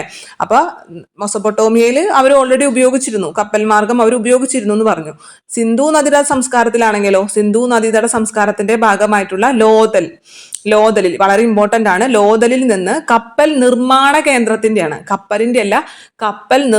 കേന്ദ്രത്തിന്റെ ഡോക്യാർഡിന്റെ അവശിഷ്ടങ്ങൾ കണ്ടെത്തിയിട്ടുണ്ട്. അപ്പൊ ചോദിക്കാൻ ചാൻസ് ഉണ്ട്. നമ്മുടെ ഡോക്ക് യാർഡിന്റെ അല്ലെങ്കിൽ കപ്പൽ നിർമ്മാണ കേന്ദ്രത്തിന്റെ അവശിഷ്ടങ്ങൾ കണ്ടെത്തിയിട്ടുള്ള സിന്ധു നദീതട സംസ്കാര കേന്ദ്രം ഏതാണെന്നൊക്കെ ചോദിക്കും. എവിടെയാണ്? ഗുജറാത്തിലെ ലോഥലാണ്. ഗുജറാത്തിലെ ലോഥലിൽ നിന്നാണ് കപ്പൽ നിർമ്മാണ കേന്ദ്രത്തിന്റെ അവശിഷ്ടങ്ങൾ കണ്ടെത്തിയിട്ടുള്ളത്. ഈ ലോഥലിൽ നിന്ന് കണ്ടെത്തിയിട്ടുള്ള മുദ്രകൾ ഉണ്ടാവുമല്ലോ, അവിടെ മുദ്രകൾ നമ്മുടെ കപ്പൽ നിർമ്മിച്ച് കൊടുക്കുമ്പോഴേ എന്തെങ്കിലുമൊക്കെ പേപ്പറിൽ സീൽ വെക്കാനൊക്കെ മുദ്രകൾ ഉണ്ടാവുമല്ലോ. അപ്പൊ ഈ ലോഥലിൽ നിന്ന് കണ്ടെത്തിയിട്ടുള്ള മുദ്രകളിലും ഹാരപ്പയിൽ നിന്ന് കണ്ടെത്തിയിട്ടുള്ള മൊസപ്പൊട്ടോമിയൻ മുദ്രകളിലും ഈ രണ്ട് മുദ്രകളിലും ബോട്ടിന്റെ രൂപങ്ങൾ പതിച്ചിട്ടുണ്ട്. അതിനർത്ഥം അക്കാലത്ത് ഗതാഗതമായിട്ട് ജലഗതാഗതം ഉപയോഗിച്ചിരുന്നു എന്നതാണ് അർത്ഥം. അടുത്തതായിട്ട് കേരളത്തിലെ ഉൾനാടൻ ജലഗതാഗത പാതകളെ കുറിച്ചിട്ടാണ്. പി എസ് സിക്ക് ഭയങ്കര ഇഷ്ടമാണ് അല്ലെ ഈ ചോദ്യം. മിക്ക എക്സാമിനും കാണാറുണ്ട് NW3 കുറിച്ചിട്ട് ഒരു ചോദ്യം. കേരളത്തിലൂടെ കടന്നു പോകുന്ന ദേശീയ ജലപാത ഏത്? ദേശീയ ജലപാത കേരളത്തിൽ കൂടി കടന്നു പോകുന്ന ദേശീയ ജലപാത ഏതാണ്? NW3 ആണ് അല്ലെ. NW3 ആണ് കേരളത്തിലൂടെ കടന്നു പോകുന്ന ദേശീയ ജലപാത. ഇത് എവിടം തൊട്ട് എവിടം വരെയാണ്? പണ്ട് ആദ്യം കൊല്ലം മുതൽ കോട്ടപ്പുറം വരെയായിരുന്നു. പിന്നീട് ഇപ്പം അത് കോട്ടപ്പുറത്തു നിന്നും കോഴിക്കോട് വരെ നീട്ടിയിട്ടുണ്ട്, എക്സ്റ്റെൻഡ് ചെയ്തിട്ടുണ്ട്. അപ്പൊ ഓപ്ഷനിൽ രണ്ടും ചിലപ്പോൾ കാണാം. ഇപ്പൊ നമ്മുടെ ടെക്സ്റ്റ് ബുക്കിൽ കൊല്ലം മുതൽ കോട്ടപ്പുറം വരെ എന്നാണ് കൊടുത്തിട്ടുള്ളത്. പക്ഷെ ഇന്നാളൊരു എക്സാമിന് കൊല്ലം മുതൽ കോഴിക്കോട് വരെ എന്നായിരുന്നു. അപ്പൊ രണ്ടും പഠിച്ചു വെക്കുക. NW3 എന്ന് പറയുന്നത് ആദ്യം കൊല്ലം മുതൽ കോട്ടപ്പുറം വരെ ആയിരുന്നു. ഇപ്പൊ അത് വീണ്ടും നീട്ടിയിട്ട് കോഴിക്കോട് വരെ എക്സ്റ്റെൻഡ് ചെയ്തിട്ടുണ്ട്. അതുകൊണ്ടാണ് പറഞ്ഞത് ചിലപ്പോൾ ഓപ്ഷനിൽ കൊല്ലം മുതൽ കോട്ടപ്പുറം എന്ന് കാണാം, ചിലപ്പോൾ കൊല്ലം മുതൽ കോഴിക്കോട് എന്ന് കാണാം. രണ്ടും ഉത്തരം ശരിയാണ്. അപ്പൊ NW3 എന്ന് പറയുന്നത് കേരളത്തിലൂടെ കടന്നു പോകുന്ന ദേശീയ ജലപാതയാണ്. കൊല്ലം മുതൽ കോട്ടപ്പുറം വരെ അഥവാ കൊല്ലം മുതൽ കോഴിക്കോട് വരെയാണ് ഇത് കണക്ട് ചെയ്തിരിക്കുന്നത്. അതുപോലെ NW3 പോലെ തന്നെ ഏറ്റവും പ്രധാനപ്പെട്ട മറ്റൊരു ഉൾനാടൻ ജലഗതാഗതമാണ് കനോലി കനാൽ എന്ന് പറയുന്നത്. കേരളത്തിലെ ഏറ്റവും പ്രധാനപ്പെട്ട മറ്റൊരു ഉൾനാടൻ ജലഗതാഗതമാണ് കനോലി കനാൽ എന്ന് പറയുന്നത്. കനോലി കനാൽ എന്ന് പറയുന്നത് അന്നത്തെ മലബാർ കളക്ടറായിരുന്നു. നമ്മൾ വർഷം ഫസ്റ്റ് പറഞ്ഞില്ലേ 1845. 1845 ഇവിടുത്തെ മലബാറിലെ കളക്ടറായിരുന്ന HV കനോലി, മലബാർ കളക്ടറായിരുന്ന HV കനോലിയാണ് ഇത്തരത്തിൽ നമുക്ക് കോഴിക്കോട് നിന്നും കൊടുങ്ങല്ലൂർ വരെയുള്ള ഈ നദികളെ കനാലുകളെല്ലാം ചേർത്തിട്ട് ഒരു ജലഗതാഗത മാർഗം ഉണ്ടാക്കാം എന്നുള്ളൊരു ആശയം മുന്നോട്ട് വെച്ചത്. അപ്പൊ ആരാണ്? HV Conolly. 1845 HV Conolly, Malabar കളക്ടറായിരുന്ന HV കനോലിയാണ് കോഴിക്കോടിനെയും കൊടുങ്ങല്ലൂർ വരെ ഒരു ജലഗതാഗത മാർഗം എന്നുള്ള ആശയം മുന്നോട്ട് വെച്ചത്. അപ്പൊ കേരളത്തിലെ പ്രധാനപ്പെട്ട ഉൾനാടൻ ജലപാതകളാണ് ഒന്ന് NW3 മറ്റൊന്ന് കനോലി കനാൽ എന്നും പറയുന്നത്. റെയിൽ സംവിധാനം ശക്തിപ്പെടുന്നത് വരെ ചരക്കു നീക്കത്തിന് പ്രധാനമായിട്ടും ഈ ജലപാതകളെയാണ് ആശ്രയിച്ചിരുന്നത്. അപ്പൊ റെയിൽ സംവിധാനം ശക്തമാകുന്നത് വരെ പ്രധാനമായിട്ടും ചരക്ക് നീക്കത്തിന് ഏതാണ്? ഈ ഉൾനാടൻ ജലപാതകളെയാണ് ആശ്രയിച്ചിരുന്നത്. ഇനി അടുത്തതായിട്ട് അവിടെ കനോലി കനാലിനെ കുറിച്ച് തന്നെ നമുക്ക് നൽകിയിട്ടുണ്ട്. അതിനു മുമ്പും കുറച്ച് കാര്യങ്ങളും കൂടിയും. ഇന്ത്യയുമായിട്ട് വ്യാപാരം മെച്ചപ്പെടുത്തുന്നതിനായിട്ട് യൂറോപ്യന്മാർ ജലഗതാഗത മാർഗത്തിന് പ്രാധാന്യം നൽകി അല്ലെ. ഇന്ത്യയുമായിട്ടുള്ള വ്യാപാരം മെച്ചപ്പെടുത്തുന്നതിനായിട്ട് യൂറോപ്യന്മാരാണ് ജലഗതാഗതത്തിന് പ്രാധാന്യം നൽകിയത്. നഗരങ്ങളിലേക്ക് കൽക്കരി കൊണ്ടുപോകുന്നതിനുള്ള മാർഗം എന്ന നിലയിലാണ് യൂറോപ്യർ ആദ്യകാലത്ത് കനാലുകളെ ഉപയോഗിച്ചിരുന്നത്. ഇത്തരം കനാലുകൾ ജലയാത്രയ്ക്കായി കൂടുതൽ ഉപയോഗിക്കാൻ തുടങ്ങി. കേരളത്തിൽ നിർമ്മിക്കപ്പെട്ട കനാലുകളാണ് കനോലി കനാലും പാർവതി പുത്തനാറും. കേരളത്തിൽ നിർമ്മിക്കപ്പെട്ട പ്രധാനപ്പെട്ട രണ്ട് കനാലുകളാണ് കനോലി കനാലും പാർവതി പുത്തനാറും. കിഴക്കിന്റെ വെന്നീസ് എന്നറിയപ്പെടുന്ന ആലപ്പുഴയിൽ ധാരാളം കനാലുകളുണ്ട്. അപ്പൊ കിഴക്കിന്റെ വെന്നീസ് ആരാണ്? അത് ആരാണ് അങ്ങനെ വിശേഷിപ്പിച്ചത്? കഴ്സൺ പ്രഭുവാണ് അല്ലെ. ആലപ്പുഴനെ കിഴക്കിന്റെ വെന്നീസ് എന്ന് വിശേഷിപ്പിച്ചത് കഴ്സൺ പ്രഭുവാണ്. കഴ്സൺ പ്രഭുവാണ് അല്ലെ നമ്മുടെ കേരളത്തിലേക്ക് വന്നിട്ടുള്ള വൈസ്രോയി എന്ന് പറയുന്നത്. അപ്പൊ കഴ്സൺ പ്രഭുവാണ് ആലപ്പുഴയെ കിഴക്കിന്റെ വെന്നീസ് എന്ന് വിശേഷിപ്പിച്ചത്. അപ്പൊ കിഴക്കിന്റെ വെന്നീസ് ഏതാണ്? ആലപ്പുഴയാണ്. അതേപോലെ തന്നെ കേരളത്തിലെ പ്രധാനപ്പെട്ട കനാലുകളാണ് കനോലി കനാലും പാർവതി പുത്തനാറും. ഈ കനോലി കനാലിനെ കുറിച്ചിട്ടും പാർവതി പുത്തനാറിനെ കുറിച്ചിട്ടാണ് അവിടെ കൊടുത്തിട്ടുള്ളത്. ബ്രിട്ടീഷ് ഭരണകാലത്ത് മലബാർ ജില്ലാ കളക്ടർ ആയിരുന്ന HV കനോലി 1845 കോഴിക്കോട് മുതൽ കൊടുങ്ങല്ലൂർ വരെ വിശാലമായ ജലഗതാഗത മാർഗം എന്ന ആശയം മുന്നോട്ട് വെച്ചു. 1845 HV കനോലിയാണ് അദ്ദേഹം മലബാർ ജില്ലാ കളക്ടർ ആയിരുന്നു. പിന്നീട് പൊന്നാനി ചാവക്കാട് ഭാഗങ്ങൾ കൂടി ഉൾപ്പെടുത്തി കൊടുങ്ങല്ലൂർ വരെയുള്ള പുഴകളെ ബന്ധിപ്പിച്ചുകൊണ്ട് കനാലുകൾ നിർമ്മിച്ചു. ഈ ജലപാത കനോലി കനാൽ എന്ന് അറിയപ്പെട്ടു. അടുത്തത് പാർവതി പുത്തനാറിനെ കുറിച്ചിട്ടാണ്. പാർവതി പുത്തനാറ് നമുക്ക് അറിയാലേ തിരുവനന്തപുരം ജില്ലയിലാണ്. തിരുവനന്തപുരം ജില്ലയിലെ വേളി കഠിനംകുളം കായലുകളെ ബന്ധിപ്പിച്ചുകൊണ്ട് നിർമ്മിച്ച കനാലാണ് പാർവതി പുത്തനാർ. വേളി കായലിനെയും കഠിനംകുളം കായലിനെയും തമ്മിൽ ബന്ധിപ്പിച്ചുകൊണ്ട് നിർമ്മിച്ച കായലാണ് പാർവതി പുത്തനാർ എന്ന് പറയുന്നത്. അപ്പൊ ഇത്രയും കാര്യങ്ങളാണ് നമുക്ക് ജലഗതാഗത മാർഗത്തിൽ നിന്ന് കൂടുതൽ പഠിക്കാനുള്ളത്. അപ്പൊ പ്രധാനമായിട്ട് എന്തൊക്കെ കാര്യങ്ങൾ നമ്മളിവിടെ പറഞ്ഞു? നമ്മൾ ആദ്യം ജലഗതാഗതം പറഞ്ഞപ്പോൾ തന്നെ മൊസപ്പൊട്ടോമിയൻ ജനത കപ്പലുകൾ ഉപയോഗിച്ചിരുന്നു എന്നുള്ള കാര്യം പറഞ്ഞു. അതേപോലെ തന്നെ സിന്ധു നദീതട സംസ്കാരത്തിന്റെ ഭാഗമായിട്ടുള്ള ഗുജറാത്തിലെ ലോഥലിൽ നിന്ന് കപ്പൽ നിർമ്മാണ കേന്ദ്രത്തിന്റെ, അതായത് ഡോക്ക് യാർഡിന്റെ അവശിഷ്ടങ്ങൾ കണ്ടെത്തിയിട്ടുണ്ട്. അതേപോലെ തന്നെ ലോഥലിൽ നിന്ന് കണ്ടെത്തിയിട്ടുള്ള മുദ്രകളിലും ഹാരപ്പയിൽ നിന്ന് കണ്ടെത്തിയ മൊസപ്പൊട്ടോമിയൻ മുദ്രകളിലും ഈ കപ്പലുകളുടെ രൂപങ്ങളുണ്ട്. അതിനർത്ഥം അക്കാലത്ത് കപ്പലുകൾ ഉപയോഗിച്ചിരുന്നു എന്നാണ്. പിന്നെ പറഞ്ഞത് ഉൾനാടൻ ജലഗതാഗതത്തെ കുറിച്ചാണ് പറഞ്ഞത്. കേരളത്തിലെ പ്രധാനപ്പെട്ട ഉൾനാടൻ ജലഗതാഗതം ഒന്ന് NW3യും മറ്റൊന്ന് കനോലി കനാലാണ്. ഈ കനോലി കനാല് നിർമ്മിച്ചത് ആരാണ്? HB കനോലിയാണ്. 1845 NW3 എന്ന് പറയുമ്പോൾ ദേശീയ ജലപാതയാണ് അല്ലെ, കേരളത്തിൽ കൂടി കടന്നു പോകുന്ന ദേശീയ ജലപാതയാണ്. കൊല്ലത്തിനെയും കോഴിക്കോടിനെയും അല്ലെങ്കിൽ കൊല്ലത്തിനെയും കോട്ടപ്പുറത്തെയും തമ്മിലാണ് ഇത് കണക്ട് ചെയ്യുന്നത്. അതേപോലെ തന്നെ പ്രധാനപ്പെട്ട മറ്റൊരു കനാലാണ് പാർവതി പുത്തനാർ എന്നുള്ളത്. പാർവതി പുത്തനാർ എന്നുള്ളത് തിരുവനന്തപുരം ജില്ലയിലെ വേളി കായലിനെയും കഠിനംകുളം കായലിനെയും തമ്മിലാണ് ബന്ധിപ്പിക്കുന്നത്. പിന്നെ യൂറോപ്യന്മാര് ഏറ്റവും ആദ്യകാലത്ത് കൽക്കരി കൊണ്ടുപോകുന്നതിനുള്ള മാർഗമായിട്ടാണ് നഗരങ്ങളിലേക്ക് കൽക്കരി കൊണ്ടുപോകുന്നതിനുള്ള മാർഗമായിട്ടാണ് ഈ ജലഗതാഗതം ഉപയോഗിച്ചിരുന്നത്. അപ്പൊ ഇത്രയും കാര്യങ്ങളാണ് നമുക്ക് ജലഗതാഗതവുമായി ബന്ധപ്പെട്ട് പഠിക്കാനുള്ളത്. അടുത്തത് വ്യോമഗതാഗതം. അപ്പൊ നമ്മൾ നേരത്തെ കരഗതാഗതവും ജലഗതാഗതമൊക്കെ പറഞ്ഞപ്പോൾ ആദ്യം തന്നെ ലോകത്തിൽ ആദ്യമായിട്ട് എവിടെയാണ് ഇതൊക്കെ ആരംഭിച്ചത്, ഇതിന്റെ ഹിസ്റ്ററി പറഞ്ഞിട്ടുണ്ടായിരുന്നു അല്ലെ. അപ്പൊ അതേപോലെ തന്നെ വ്യോമഗതാഗതവും എങ്ങനെ ആരംഭിച്ചു അതിനൊരു കഥ അവിടെ കൊടുത്തിട്ടുണ്ട്. എക്സാം പോയിന്റ് ഓഫ് വ്യൂവിൽ അത്ര ഇമ്പോർട്ടന്റ് അല്ലെങ്കിലും നിങ്ങൾ ജസ്റ്റ് ഒന്ന് കേട്ടിരിക്കുക, ഞാൻ വായിക്കാം. ഫ്രാൻസിലെ ഒരു കടലാസ് ഫാക്ടറി ഉടമയായിരുന്നു ജാക്വിസ് മോണ്ട് ഗോൾഫിയർ. നനഞ്ഞ വസ്ത്രം പെട്ടെന്ന് ഉണക്കുന്നതിനായി തൂക്കിയിട്ടിരിക്കുന്ന വസ്ത്രത്തിനു താഴെ തീ കൂട്ടി കത്തിക്കുകയായിരുന്നു ജാക്വിസിന്റെ ഭാര്യ. ഉണങ്ങാനിട്ടിരിക്കുന്ന വസ്ത്രം ആകാശത്തേക്ക് പറന്നുയർന്നത് അദ്ദേഹത്തിൽ അതിശയമുളവാക്കി. ആ കാഴ്ച ജാക്വിസിനെ ഏറെ ചിന്തിപ്പിച്ചു. പിന്നീടുള്ള ദിവസങ്ങൾ അദ്ദേഹത്തിന് വിശ്രമമുണ്ടായിരുന്നില്ല. തന്റെ സഹോദരനായ ജോസഫ് മോണ്ട് ഗോൾഫിയറുമായി ചേർന്ന് ജാക്വിസ് ഒരു കൂറ്റൻ ബലൂൺ ഉണ്ടാക്കി. ചൂടുവായു നിറച്ച ആ ബലൂൺ അവരെ അത്ഭുതപ്പെടുത്തിക്കൊണ്ട് മുകളിലേക്ക് ഉയർന്നു. അതിനുശേഷം ബലൂണിന്റെ കീഴ്ഭാഗത്ത് കുട്ട വെച്ചു പിടിപ്പിച്ച് സ്വന്തം വീട്ടിലെ കോഴി, താറാവ് എന്നിവയെ യാത്രക്കാരാക്കി. തുടർന്ന് ജാക്വിസും ജോസഫും ആ ബലൂൺ വാഹനത്തിൽ പാരീസ് നഗരത്തിനു മുകളിലൂടെ അരമണിക്കൂർ പറന്നു. അപ്പൊ ഇത് ഒരു ഫ്രാൻസിലെ ഒരു കടലാസ് ഫാക്ടറി നടത്തുന്ന ഒരാളാണ് ജാക്വിസ് എന്ന് പറഞ്ഞത്. അദ്ദേഹത്തിന്റെ ഭാര്യ ഇത്തരത്തിലെ നനഞ്ഞ തുണികൾ ഉണക്കുന്നതിന് വേണ്ടിയിട്ട് താഴെ തീ കൂട്ടിയിട്ട് കത്തിക്കുകയാണ്. കാരണം കടലാസ് ഫാക്ടറി ഉടമയായതുകൊണ്ട് തന്നെ ഇഷ്ടംപോലെ കടലാസ് ഉണ്ടാവുമല്ലോ, അതുകൊണ്ടായിരിക്കാം ഈ നനഞ്ഞ വസ്ത്രങ്ങൾ ഉണക്കാൻ വേണ്ടി താഴെ തീ കൂട്ടി കത്തിക്കുകയാണ്. അപ്പൊ തീ കൂട്ടി കത്തിക്കുമ്പോൾ അതിന്റെ ചൂട് തട്ടുമ്പോൾ എന്ത് സംഭവിക്കും? വായു വികസിക്കും അല്ലെ, വായു വികസിക്കും, വായുവിന്റെ കനം കുറയും ഇല്ലേ. അപ്പൊ ഇത് മുകളിലേക്ക് ഉയരും. അപ്പൊ ഈ വസ്ത്രങ്ങളും ഇതിന്റെ ഒപ്പം മുകളിലേക്ക് ഉയരുന്നത് ആരെ അതിശയപ്പെടുത്തി? ജാക്വിസിനെ അതിശയപ്പെടുത്തി. അപ്പൊ അദ്ദേഹം എന്ത് ചെയ്തു? ഇതേ സെയിം തിയറി തന്നെ ഒരു വലിയ ബലൂണിൽ ഉപയോഗിച്ചു. ഒരു വലിയ ബലൂണിൽ ചൂടുവായു നിറച്ചിട്ട് അദ്ദേഹം മുകളിലേക്ക് പറത്തി വിട്ടപ്പോൾ ഇത് പറന്നുയരുന്നതായിട്ട് അദ്ദേഹം ശ്രദ്ധിച്ചു. അടുത്ത ദിവസം എന്ത് ചെയ്തു? താഴെ ഒരു കുട്ടയൊക്കെ വെച്ച് കെട്ടിയിട്ട് അതിൽ തന്റെ വീട്ടിലെ കോഴികളെയും താറാവിനെയൊക്കെ അതിൽ യാത്രക്കാരാക്കി പറത്തി. പിന്നത്തെ ദിവസം ജാക്വിസും ജോസഫും അരമണിക്കൂർ നേരം പാരീസ് നഗരത്തിന് മുകളിലൂടെ പറന്നു. അപ്പൊ ആദ്യമായിട്ടാണല്ലേ ഒരു ഇങ്ങനെ ആകാശയാത്ര എന്നുള്ളൊരു സംഭവം ഉണ്ടാവുന്നത്.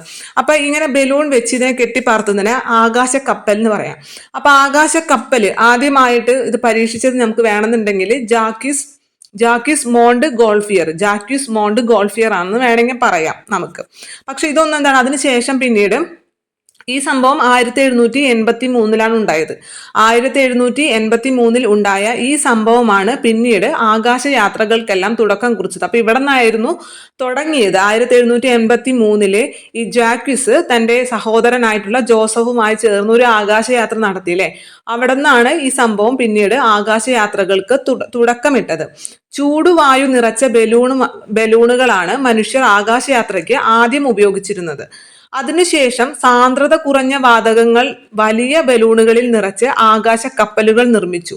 തുടർന്ന് വേഗത കുറച്ച് താഴെ എത്താൻ സഹായിക്കുന്ന പാരച്യൂട്ടുകൾ കണ്ടുപിടിച്ചു. എന്നാൽ ഇവയൊന്നും തന്നെ മനുഷ്യർക്ക് സൗകര്യപ്രദമായ രീതിയിൽ നിയന്ത്രിച്ച് ഉപയോഗിക്കാൻ കഴിയുന്നവയല്ല. നമുക്കറിയാലോ, ഈ ഇത്തരത്തിൽ വലിയ ബലൂണിനുള്ളിൽ വായു നിറച്ചിട്ടാണെങ്കിലും പാരച്യൂട്ടുകളാണെങ്കിലും ഒന്നും മനുഷ്യന് സൗകര്യപ്രദമായ രീതിയിൽ നിയന്ത്രിച്ച് ഉപയോഗിക്കാൻ പറ്റില്ല. ഒരു പരിമിതി ഉണ്ടല്ലേ, അത് നിയന്ത്രിച്ച് ഉപയോഗിക്കുന്നതിന് ഒരു പരിമിതിയുണ്ട്. അപ്പോഴാണ് നമ്മുടെ വിമാനം കണ്ടുപിടിച്ചത്. ആരാണ് ഇന്നത്തെ വിമാനം കണ്ടുപിടിച്ചത്? ഇന്നത്തെ വിമാനത്തിന്റെ ആദ്യ രൂപം എന്ന് പറയാവുന്ന തരത്തിൽ വിമാനം നിർമ്മിച്ചത് അമേരിക്കക്കാരായിട്ടുള്ള ഓർവിൽ റൈറ്റും വിൽബർ റൈറ്റുമാണ്. ഓർവിൽ റൈറ്റ് സഹോദരന്മാർ നമ്മൾ പഠിക്കാറുണ്ട് അല്ലെ. പക്ഷെ ആ പേര് കൃത്യമായിട്ട് പഠിച്ചു വെക്കുക. ഓർവിൽ റൈറ്റും വിൽബർ റൈറ്റും എന്നീ സഹോദരന്മാർ ചേർന്നിട്ടാണ് ആദ്യത്തെ വിമാനം നിർമ്മിച്ചത്. ആ വിമാനത്തിന്റെ പേര് എന്തായിരുന്നു? ഫ്ലയർ 1 എന്നായിരുന്നു. അമേരിക്കയിലെ നോർത്ത് കരോലിനയിൽ നിന്ന് 1903 ഡിസംബർ 17 ഫ്ലയർ 1 പറന്നുയർന്നത്. അപ്പൊ നമുക്ക് മറ്റേ ആകാശക്കപ്പൽ ഉണ്ടാക്കിയതും ജാക്യൂസും ജോസഫും കൂടി പറന്നതൊന്നും അത്ര ഇമ്പോർട്ടൻ്റ് അല്ലെങ്കിലും ഇത് ഇമ്പോർട്ടൻ്റ് ആണ്. ആരൊക്കെ ചേർന്നിട്ടാണ് ആദ്യത്തെ വിമാനം നിർമ്മിച്ചത്? ഓർവിൽ റൈറ്റും വിൽബർ റൈറ്റും ചേർന്നിട്ടാണ് ഉണ്ടാക്കിയത്. ആ വിമാനത്തിന്റെ പേരെന്തായിരുന്നു? ഫ്ലയർ 1 എന്നാണ്. ഈ ഓർവിൽ റൈറ്റും വിൽബർ റൈറ്റും ആരാണ്? അമേരിക്കക്കാരാണ് അല്ലെ. അതുകൊണ്ട് തന്നെ അമേരിക്കയിലെ നോർത്ത് കരോലിനയിൽ നിന്നാണ് ഇത് പറത്തിയത്. എന്ന് ഡേറ്റും അവിടെ കൊടുത്തിട്ടുണ്ട്, കൃത്യമായി പഠിച്ചു വെക്കുക. 1903 ഡിസംബർ 17 1903 ഡിസംബർ 17. അപ്പൊ നമ്മൾ ഈ ചാപ്റ്ററിൽ കുറെ ഡേറ്റുകൾ പറഞ്ഞിട്ടുണ്ട്. ജസ്റ്റ് നമുക്കൊന്ന് ഓർത്തു നോക്കാം, മറക്കാതിരിക്കാൻ വേണ്ടിയിട്ടുണ്ട്. ഫസ്റ്റ് നമ്മൾ പറഞ്ഞ ഡേറ്റ് എന്ന് പറഞ്ഞത് 1820 പറഞ്ഞത്. 1820 എന്താണ് ചെയ്തത്? മക് ആദം റോഡുകൾ നിർമ്മിച്ചു അല്ലെ. 1820 നമ്മുടെ ഫസ്റ്റ് റോഡുകൾ, ആദ്യത്തെ റോഡ് സ്കോട്ടിഷ് എഞ്ചിനീയർ ആയിട്ടുള്ള JK മക് ആദം റോഡ് നിർമ്മിച്ചു 1820. പിന്നെ നമ്മ പറഞ്ഞ വർഷം 1825 1825 ആദ്യത്തെ റെയിൽവേ ഗതാഗതം കൊണ്ടുവരുന്നത്. ആരാണ് ആദ്യത്തെ ട്രെയിൻ നിർമ്മിച്ചത്? ജോർജ് സ്റ്റീഫൻസൺ ബ്രിട്ടനിലാണ് ആദ്യത്തെ ലോക്കോമോട്ടീവ് തീവണ്ടി എഞ്ചിൻ നിർമ്മിച്ചത്. എവിടം തൊട്ട് എവിടം വരെയാണ് ഇംഗ്ലണ്ടിൽ അത് റെയിൽപാത നിർമ്മിച്ചത്? അതിനുവേണ്ടി സ്റ്റോക്ടൺ മുതൽ ഡാർലിംഗ്ടൺ വരെ 1825 സംഭവം. പിന്നെ ഇന്ത്യയിൽ ആദ്യത്തെ ട്രെയിൻ എന്ന് പറയുന്നത് 1853 ബോംബെ മുതൽ താനെ വരെ. കേരളത്തിൽ 1861 തിരൂർ മുതൽ ബേപ്പൂർ വരെ. പിന്നെ അതിനുശേഷം നമ്മൾ പറഞ്ഞ ഡേറ്റ് 1845 പറഞ്ഞിട്ടുണ്ടായിരുന്നു. 1845 HV കനോലി, മലബാർ കളക്ടർ ആയിരുന്നിട്ടുള്ള HV കനോലി കനാല് നിർമ്മിച്ചത്. കനോലി കനാല് ഏതൊക്കെ സ്ഥലങ്ങളെ തമ്മിലാണ് ബന്ധിപ്പിക്കുന്നത്? കോഴിക്കോടിനെയും കൊടുങ്ങല്ലൂരിനെയും. കോഴിക്കോട് മുതൽ കൊടുങ്ങല്ലൂർ വരെയാണ് കനോലി കനാല്. മലബാർ കളക്ടറായിരുന്ന HV കനോലിയാണ് 1845 കനോലി കനാൽ നിർമ്മിച്ചത്. അപ്പൊ ഇത്രയും ഡേറ്റുകൾ നമ്മൾ മുമ്പ് പറഞ്ഞു വെച്ചിട്ടുണ്ട്. ഡേറ്റുകൾ നമുക്ക് ടെക്സ്റ്റ് ബുക്കിൽ പറഞ്ഞിട്ടുള്ളത് കൊണ്ട് അതൊക്കെ ജസ്റ്റ് ഒന്ന് ഒരുമിച്ച് എഴുതി വെക്കാം, മറന്നു പോകാതിരിക്കാൻ. ഇപ്പൊ നമ്മ പറഞ്ഞത് റൈറ്റ് സഹോദരന്മാർ വിമാനം പറത്തിയ ഡേറ്റ് ആണ് 1903 ഡിസംബർ 17. വിമാനത്തിന്റെ പേര് ഫ്ലയർ 1 എന്നാണ്. ഒന്നും കൂടിയും പറയാം. അമേരിക്കക്കാരായിട്ടുള്ള ഓർവിൽ റൈറ്റും വിൽബർ റൈറ്റും ചേർന്നിട്ടാണ് ആദ്യത്തെ വിമാനം നിർമ്മിക്കുന്നത്. വിമാനത്തിന്റെ പേര് ഫ്ലയർ 1 എന്ന്. അമേരിക്കയിലെ നോർത്ത് കരോലിനയിൽ നിന്ന് 1903 ഡിസംബർ 17 ഫ്ലയർ 1 പറന്നുയർന്നത്. പിന്നെ അതിനുശേഷം കാലക്രമേണ ഹെലികോപ്റ്റർ, ജെറ്റ് വിമാനങ്ങൾ, യാത്രാ വിമാനങ്ങൾ, സൂപ്പർസോണിക് വിമാനങ്ങൾ എന്നിവ നിർമ്മിക്കാൻ മനുഷ്യർക്ക് സാധിച്ചു. രാജ്യത്തിനകത്തും പുറത്തും ദീർഘദൂര യാത്രകൾക്കായി വളരെയേറെ പ്രയോജനപ്പെടുത്താവുന്ന ഒരു മാർഗമാണ് വ്യോമഗതാഗതം അല്ലെ. ഒരു രാജ്യത്ത് നിന്ന് മറ്റൊരു രാജ്യത്തിലേക്ക് അല്ലെ, രാജ്യത്തിനകത്താണെങ്കിലും പുറത്താണെങ്കിലും ദീർഘദൂര യാത്രകൾക്ക് വളരെയേറെ പ്രയോജനപ്പെടുത്താവുന്ന ഒരു യാത്രമാർഗമാണ് വ്യോമഗതാഗതം. ഏറ്റവും വേഗതയേറിയ ഗതാഗത സംവിധാനവും ഇതുതന്നെയാണ്. സൈനിക ആവശ്യങ്ങൾക്കും വ്യോമഗതാഗത സംവിധാനം ഉപയോഗിക്കുന്നു, നമുക്കറിയുന്നതാണ്. ഇനി നമ്മളിപ്പോൾ ലോകത്തിലെ ആദ്യത്തെ പറഞ്ഞു കഴിഞ്ഞു. അടുത്ത നമ്മൾ എവിടേക്ക് വരും? ഇന്ത്യയിലേക്ക് വരും അല്ലെ. ഇന്ത്യയിലെ ആദ്യത്തെ വ്യോമഗതാഗതം എന്ന് പറയുന്നത് 1911 1911 അലഹബാദിൽ നിന്ന് 10 കിലോമീറ്റർ മാത്രം അകലെയുള്ള നൈനിയിലേക്ക് കത്തുകൾ വഹിച്ചുകൊണ്ടുള്ള വിമാനം പറന്നുയർന്നതോടെയായിരുന്നു ഇന്ത്യയിൽ വ്യോമഗതാഗതത്തിന് തുടക്കം കുറിച്ചത്. മനസ്സിലായ? അപ്പൊ ഇന്ത്യയിൽ 1911 1903 അമേരിക്കയിൽ പറത്തിയിട്ടുണ്ടായിരുന്നു. പക്ഷെ 1911 നമ്മുടെ ഇന്ത്യയിൽ ഇതിന് തുടക്കം കുറിച്ചത്. എങ്ങനെ? അലഹബാദിൽ നിന്നും 10 കിലോമീറ്റർ മാത്രം അകലെയുള്ള നൈനിയിലേക്ക് കത്തുകൾ വഹിച്ചുകൊണ്ടുള്ള വിമാനം പറന്നുയർന്നതോടെയായിരുന്നു ഇന്ത്യയിൽ വ്യോമഗതാഗതത്തിന് തുടക്കം കുറിച്ചത്. അത് കഴിഞ്ഞ് തൊട്ടു പിന്നത്തെ വർഷം 1912 ഇന്ത്യയിലേക്കും തിരിച്ചുമുള്ള അന്താരാഷ്ട്ര വിമാനം ലണ്ടനിൽ നിന്ന് കറാച്ചിയിലേക്കും അവിടെ നിന്ന് ഡൽഹിയിലേക്കും സർവീസ് നടത്തി. അപ്പൊ 1911 ആദ്യത്തെ വിമാനം, 1912 അന്താരാഷ്ട്ര വിമാനം. അന്താരാഷ്ട്ര വിമാനം എന്ന് വെച്ചാല് രാജ്യങ്ങൾ കടന്നിട്ട് അല്ലെ, അതായത് ലണ്ടനിൽ നിന്ന് ഇന്ത്യയിലേക്ക് നേരിട്ടിട്ടല്ല വന്നത്, ഇപ്പോഴും നേരിട്ടിട്ടല്ലല്ലോ. അപ്പൊ ലണ്ടനിൽ നിന്ന് ആദ്യം കറാച്ചിയിലേക്ക് വന്നു, കറാച്ചിയിൽ നിന്ന് പിന്നെ അവിടെ നിന്ന് ഡൽഹിയിലേക്കും സർവീസ് നടത്തി. ഇന്ത്യയിലെ ആദ്യത്തെ വാണിജ്യ വിമാന കമ്പനിയായ ടാറ്റ എയർലൈൻസ് 1932 കറാച്ചി മുതൽ മുംബൈ വരെ ആദ്യത്തെ സർവീസ് നടത്തി. ഇന്ത്യയിലെ ആദ്യത്തെ വിമാനത്താവളം മുംബൈയിലെ ജുഹുവിലാണ്. ലോകത്തിലെ ഏറ്റവും വിപുലമായ വ്യോമഗതാഗത ശൃംഖലയുള്ള രാജ്യങ്ങളിൽ ഒന്നായിട്ട് ഇന്ത്യ മാറിയിരിക്കുന്നു. അപ്പൊ അവിടെ ഇന്ത്യയിലെ ആദ്യത്തെ വാണിജ്യ വിമാന കമ്പനി ഏതാണ്?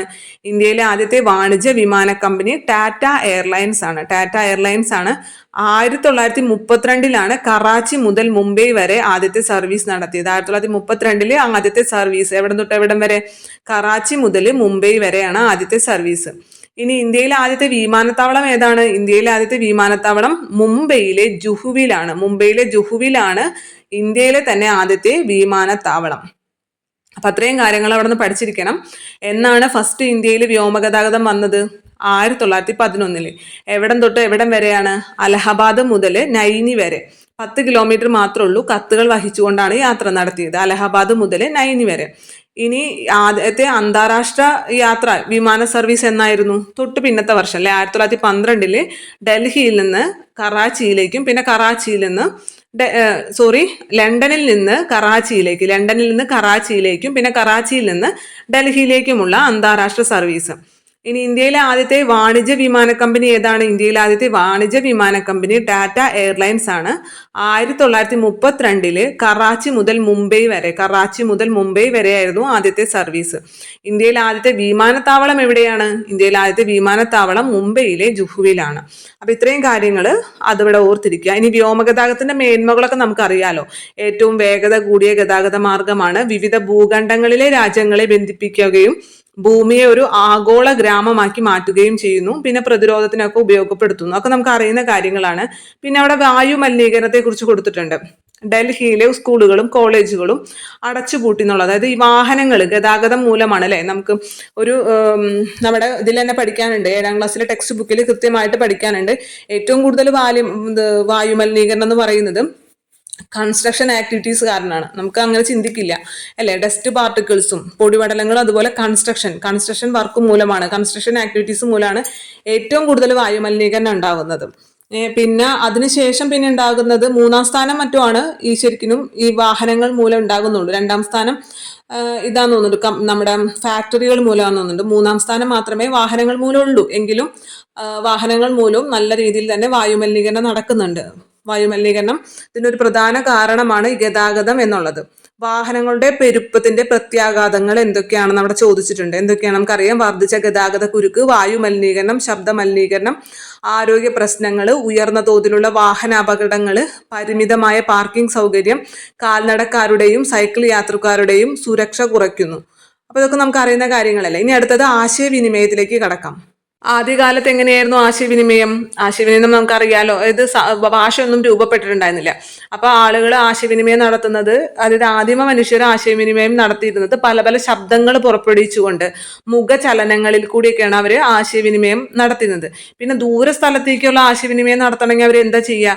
അപ്പൊ അവർ കൂടുതലും തീയും പുകയൊക്കെയാണ് അടയാളമായിട്ട് ഉപയോഗിച്ചിരുന്നത് അല്ലെ. പുകയിട്ടിട്ടും തീയിട്ടിട്ടൊക്കെയാണ് അവർ. അതുപോലെ തന്നെ എന്തെങ്കിലും രീതിയിലുള്ള ശബ്ദങ്ങൾ പുറപ്പെടുവിക്കുക. അങ്ങനെയൊക്കെയാണ് ദൂര സ്ഥലങ്ങളിലേക്കുള്ള ആശയം കൈമാറിയിരുന്നത്. 30,000 വർഷങ്ങൾക്ക് മുമ്പാണ് മനുഷ്യർ ചിഹ്നങ്ങൾ ഉപയോഗിച്ച് തുടങ്ങിയത് എന്നാണ് ചരിത്രകാരന്മാർ അഭിപ്രായപ്പെടുന്നത്. അങ്ങനെ ആദ്യം ഈ മുഖചലനങ്ങളും ശബ്ദങ്ങളും മാത്രമേ ഉണ്ടായിരുന്നുള്ളൂ. പിന്നെ കുറച്ചും കൂടി അഡ്വാൻസ്ഡ് ആയപ്പോൾ തീയിട്ട് പുകയൊക്കെ ഉണ്ടാക്കിയിട്ട് ആശയവിനിമയം കൈമാറാൻ തുടങ്ങി. പിന്നെയും കുറെ കാലങ്ങൾ കഴിഞ്ഞിട്ടാണ് അവർ എന്ത് ചെയ്തത്? ചിഹ്നങ്ങളും അടയാളങ്ങളും, അക്ഷരങ്ങളൊന്നല്ല, പല രീതിയിലുള്ള ചിഹ്നങ്ങളും അടയാളങ്ങളൊക്കെ ഉപയോഗിക്കാൻ തുടങ്ങിയത്. പ്രാചീന കാലത്തെ ഗുഹകളുടെ ഭിത്തിയിൽ വരച്ച ചിത്രങ്ങൾ അക്കാലത്തെ ആശയവിനിമയത്തിന് ഉദാഹരണങ്ങളാണ്. ചിഹ്നങ്ങളും ചിത്രങ്ങളും ആശയപ്രകടനത്തിന് ഉപയോഗിച്ചിരുന്നു. പിന്നീട് അവർ ലിപികൾക്കും എഴുത്തുവിദ്യകൾക്കും രൂപം നൽകി. ഏകദേശം 5000 വർഷം മുമ്പാണ് മനുഷ്യൻ എഴുത്തുവിദ്യ രൂപപ്പെടുത്തിയത്. അപ്പൊ 5000 വർഷങ്ങൾക്ക് മുമ്പാണ് മനുഷ്യൻ എഴുത്തുവിദ്യ രൂപപ്പെടുത്തിയത് എന്നാണ് നിഗമനം. ആരാണ് ആദ്യത്തെ എഴുത്തുവിദ്യ രൂപപ്പെടുത്തിയത്? സുമേറിയക്കാരാണ്. മുമ്പത്തെ SCRT-യിലും പഠിക്കാനുള്ള ഫാക്ട് ആയിരുന്നു അത്. സുമേറിയക്കാരാണ് ആദ്യത്തെ എഴുത്തുവിദ്യ വികസിപ്പിച്ചെടുത്തത്.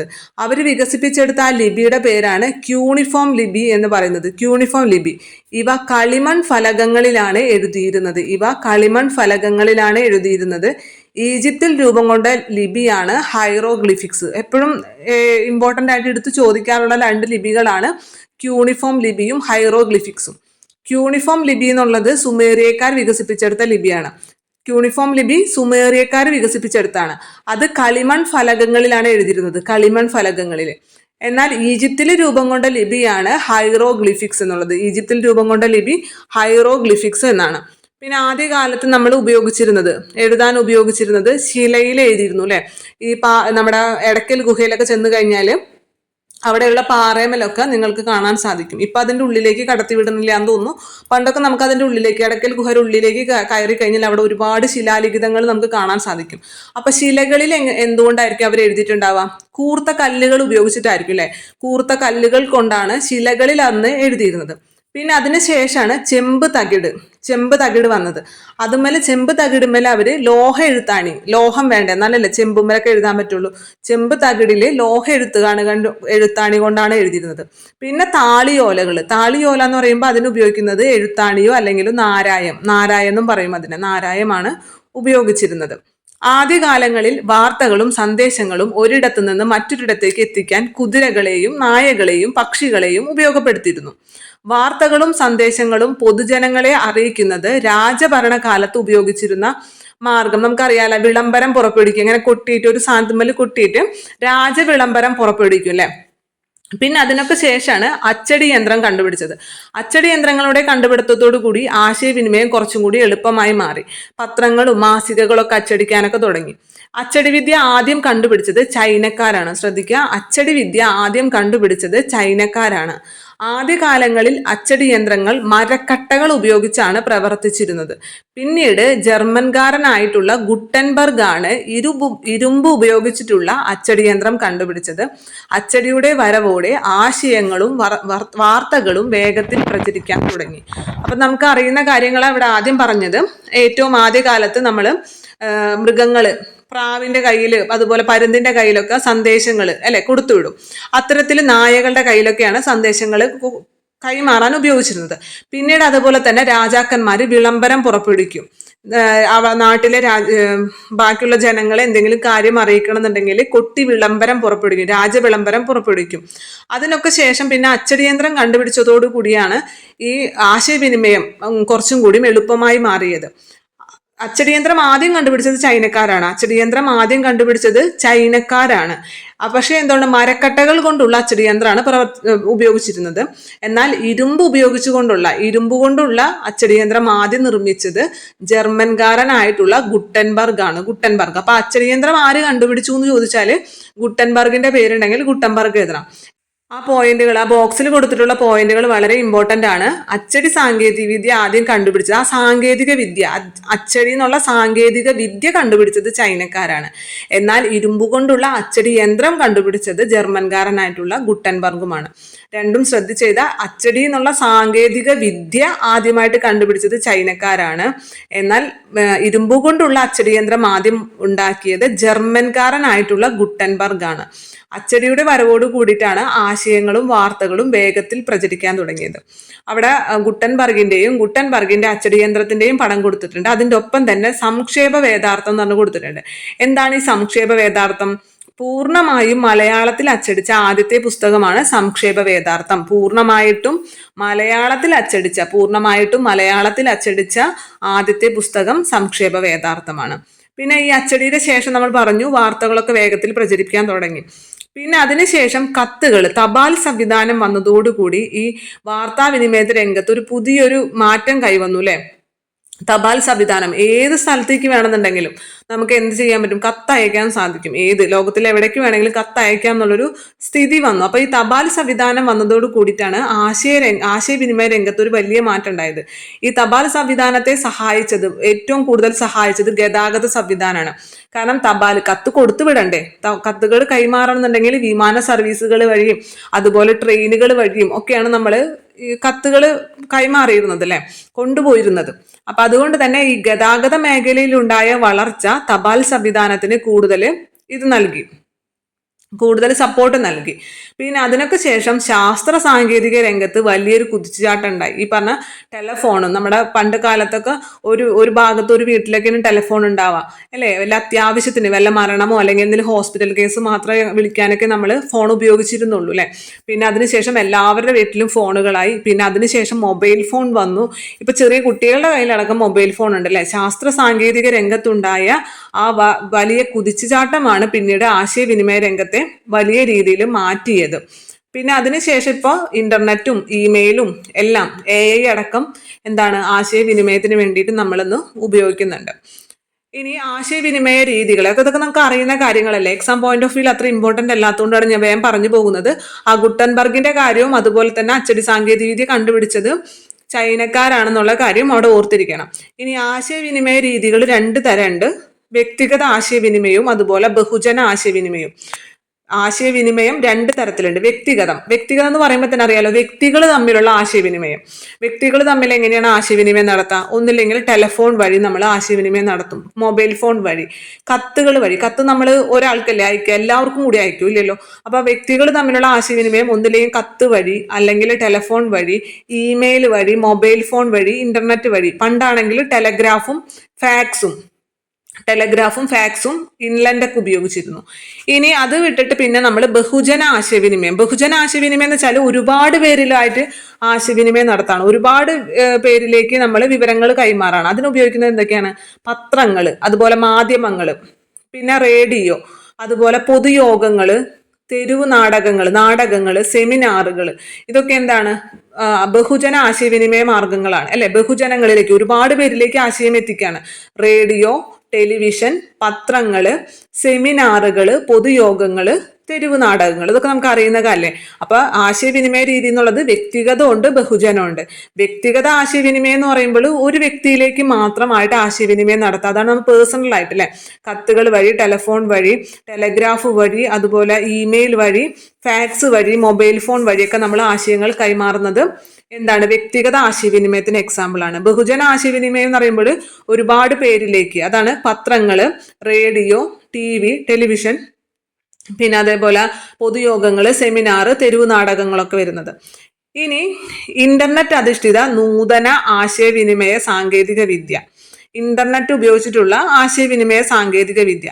ലോകമെമ്പാടുമുള്ള കമ്പ്യൂട്ടറുകളെ തമ്മിൽ ബന്ധിപ്പിക്കുന്ന ശൃംഖലയാണ് ഇന്റർനെറ്റ്. നമുക്കറിയാലോ, ലോകമെമ്പാടുമുള്ള കമ്പ്യൂട്ടറുകളെ തമ്മിൽ പരസ്പരം ബന്ധിപ്പിക്കലാണ് ഇന്റർനെറ്റ് വഴി ചെയ്യുന്നത്. പലതരത്തിലുള്ള വിവരങ്ങൾ നമുക്ക് ഇന്റർനെറ്റിന്റെ സഹായത്തോടെ ലഭിക്കുന്നു.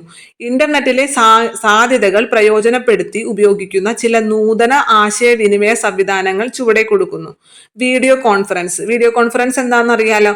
അതായത് എത്ര ദൂരെ ഇരിക്കുന്നവരായിട്ട് വേണമെന്നുണ്ടെങ്കിൽ നമുക്ക് കണ്ട് സംസാരിക്കാൻ സാധിക്കും വീഡിയോ കോൺഫറൻസിലൂടെ. വെറുതെ സംസാരിക്കാൻ മാത്രമല്ല, കണ്ട് സംസാരിക്കാൻ സാധിക്കും. അകലെയുള്ള സ്ഥലങ്ങളിൽ ഇരിക്കുന്ന ആളുകൾക്ക് ഇന്റർനെറ്റിന്റെ സഹായത്തോടെ കണ്ട് സംസാരിക്കാനും ആശയങ്ങൾ കൈമാറാനുമുള്ള അവസരമാണ് വീഡിയോ കോൺഫറൻസ് എന്ന് പറയുന്നത്.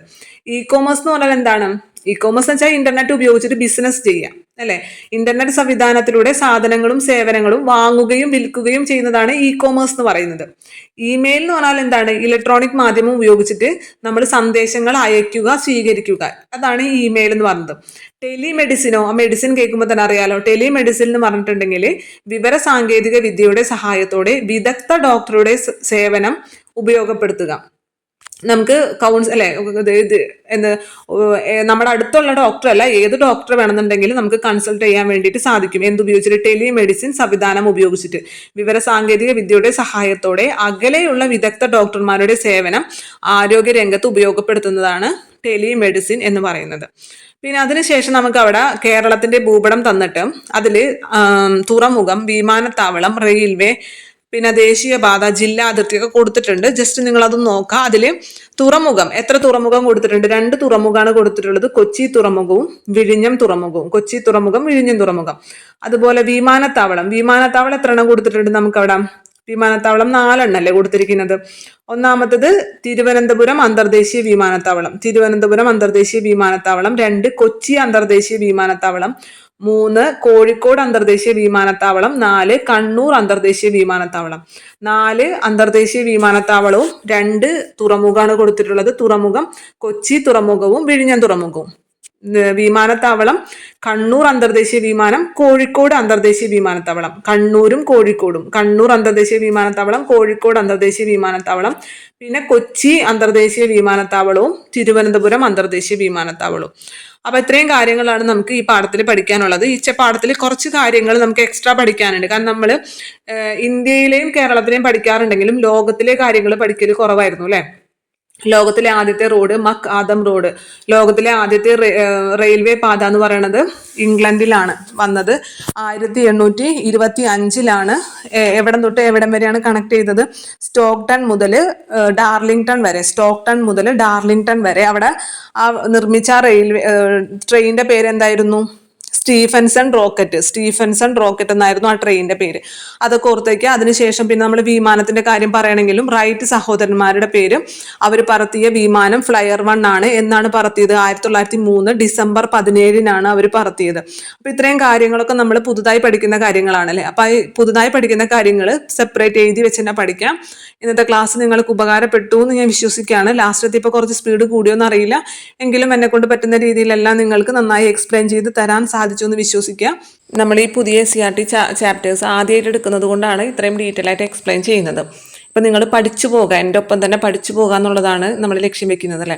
ഇനി നമുക്ക് എക്സാം എടുക്കുന്ന സമയത്ത് നമുക്ക് റിവിഷൻ ചെയ്യുമ്പോൾ വേഗത്തിൽ റിവിഷൻ ചെയ്ത് പോകാം. അപ്പോൾ അതുകൊണ്ടാണ് ക്ലാസ്സുകൾ ഇത്ര ലെങ്തി ആയിട്ട് പോകുന്നത്. പക്ഷെ നിങ്ങൾക്ക് പഠിക്കാൻ സാധിക്കുന്നുണ്ട് എന്നാണ് ഞാൻ വിശ്വസിക്കുന്നത്. ക്ലാസ് ഇങ്ങനെ തന്നെ എടുത്താൽ മതിയോ അല്ലെങ്കിൽ കുറച്ചും കൂടി സ്പീഡിൽ എടുക്കണോ എന്നൊക്കെ ഉള്ളത് നിങ്ങൾ കമൻ്റായിട്ട് രേഖപ്പെടുത്തണം. നിങ്ങൾ പറയുന്ന കമൻറ്റിൽ കൂടിയാണ് നിങ്ങളുടെ അഭിപ്രായങ്ങൾ എനിക്ക് മനസ്സിലാക്കാൻ പറ്റുള്ളൂ. കഴിഞ്ഞ ദിവസം ഒരു കമൻറ്റ് കണ്ടു, വളരെ സന്തോഷമുണ്ട്. മിസ് എടുക്കുന്നത് നന്നായിട്ട് മനസ്സിലാവുന്നുണ്ട്, നല്ല രീതിയിൽ അവതരിപ്പിക്കുന്നുണ്ടെന്നൊക്കെ കണ്ടപ്പോഴും നല്ലൊരു സന്തോഷം അല്ലേ. നമുക്ക് നമ്മളെടുക്കുന്ന ക്ലാസ് ഉപകാരപ്പെടുന്നു എന്ന്, നിങ്ങൾക്കാണെങ്കിലും നിങ്ങൾ ഒരു കാര്യം ചെയ്തിട്ട് നല്ലൊരു റിസൾട്ട് കിട്ടുന്നുണ്ട് എന്നറിയുമ്പോൾ നിങ്ങൾക്കൊരു സന്തോഷം ഉണ്ടാവില്ലേ. അതേ സന്തോഷം തന്നെ എനിക്കും ഉണ്ട്. അപ്പോൾ അതിന് വേണ്ടിയിട്ടാണ് വീണ്ടും എല്ലാ ക്ലാസ്സിലും റിപ്പീറ്റ് ചെയ്ത് കമൻ്റ് ഇടണമെന്ന് പറയുന്നത്. നിങ്ങളിടും എന്നുള്ള വിശ്വാസത്തോടു കൂടി തന്നെ ഇന്നത്തെ ക്ലാസ് നിർത്തുന്നു. നന്ദി.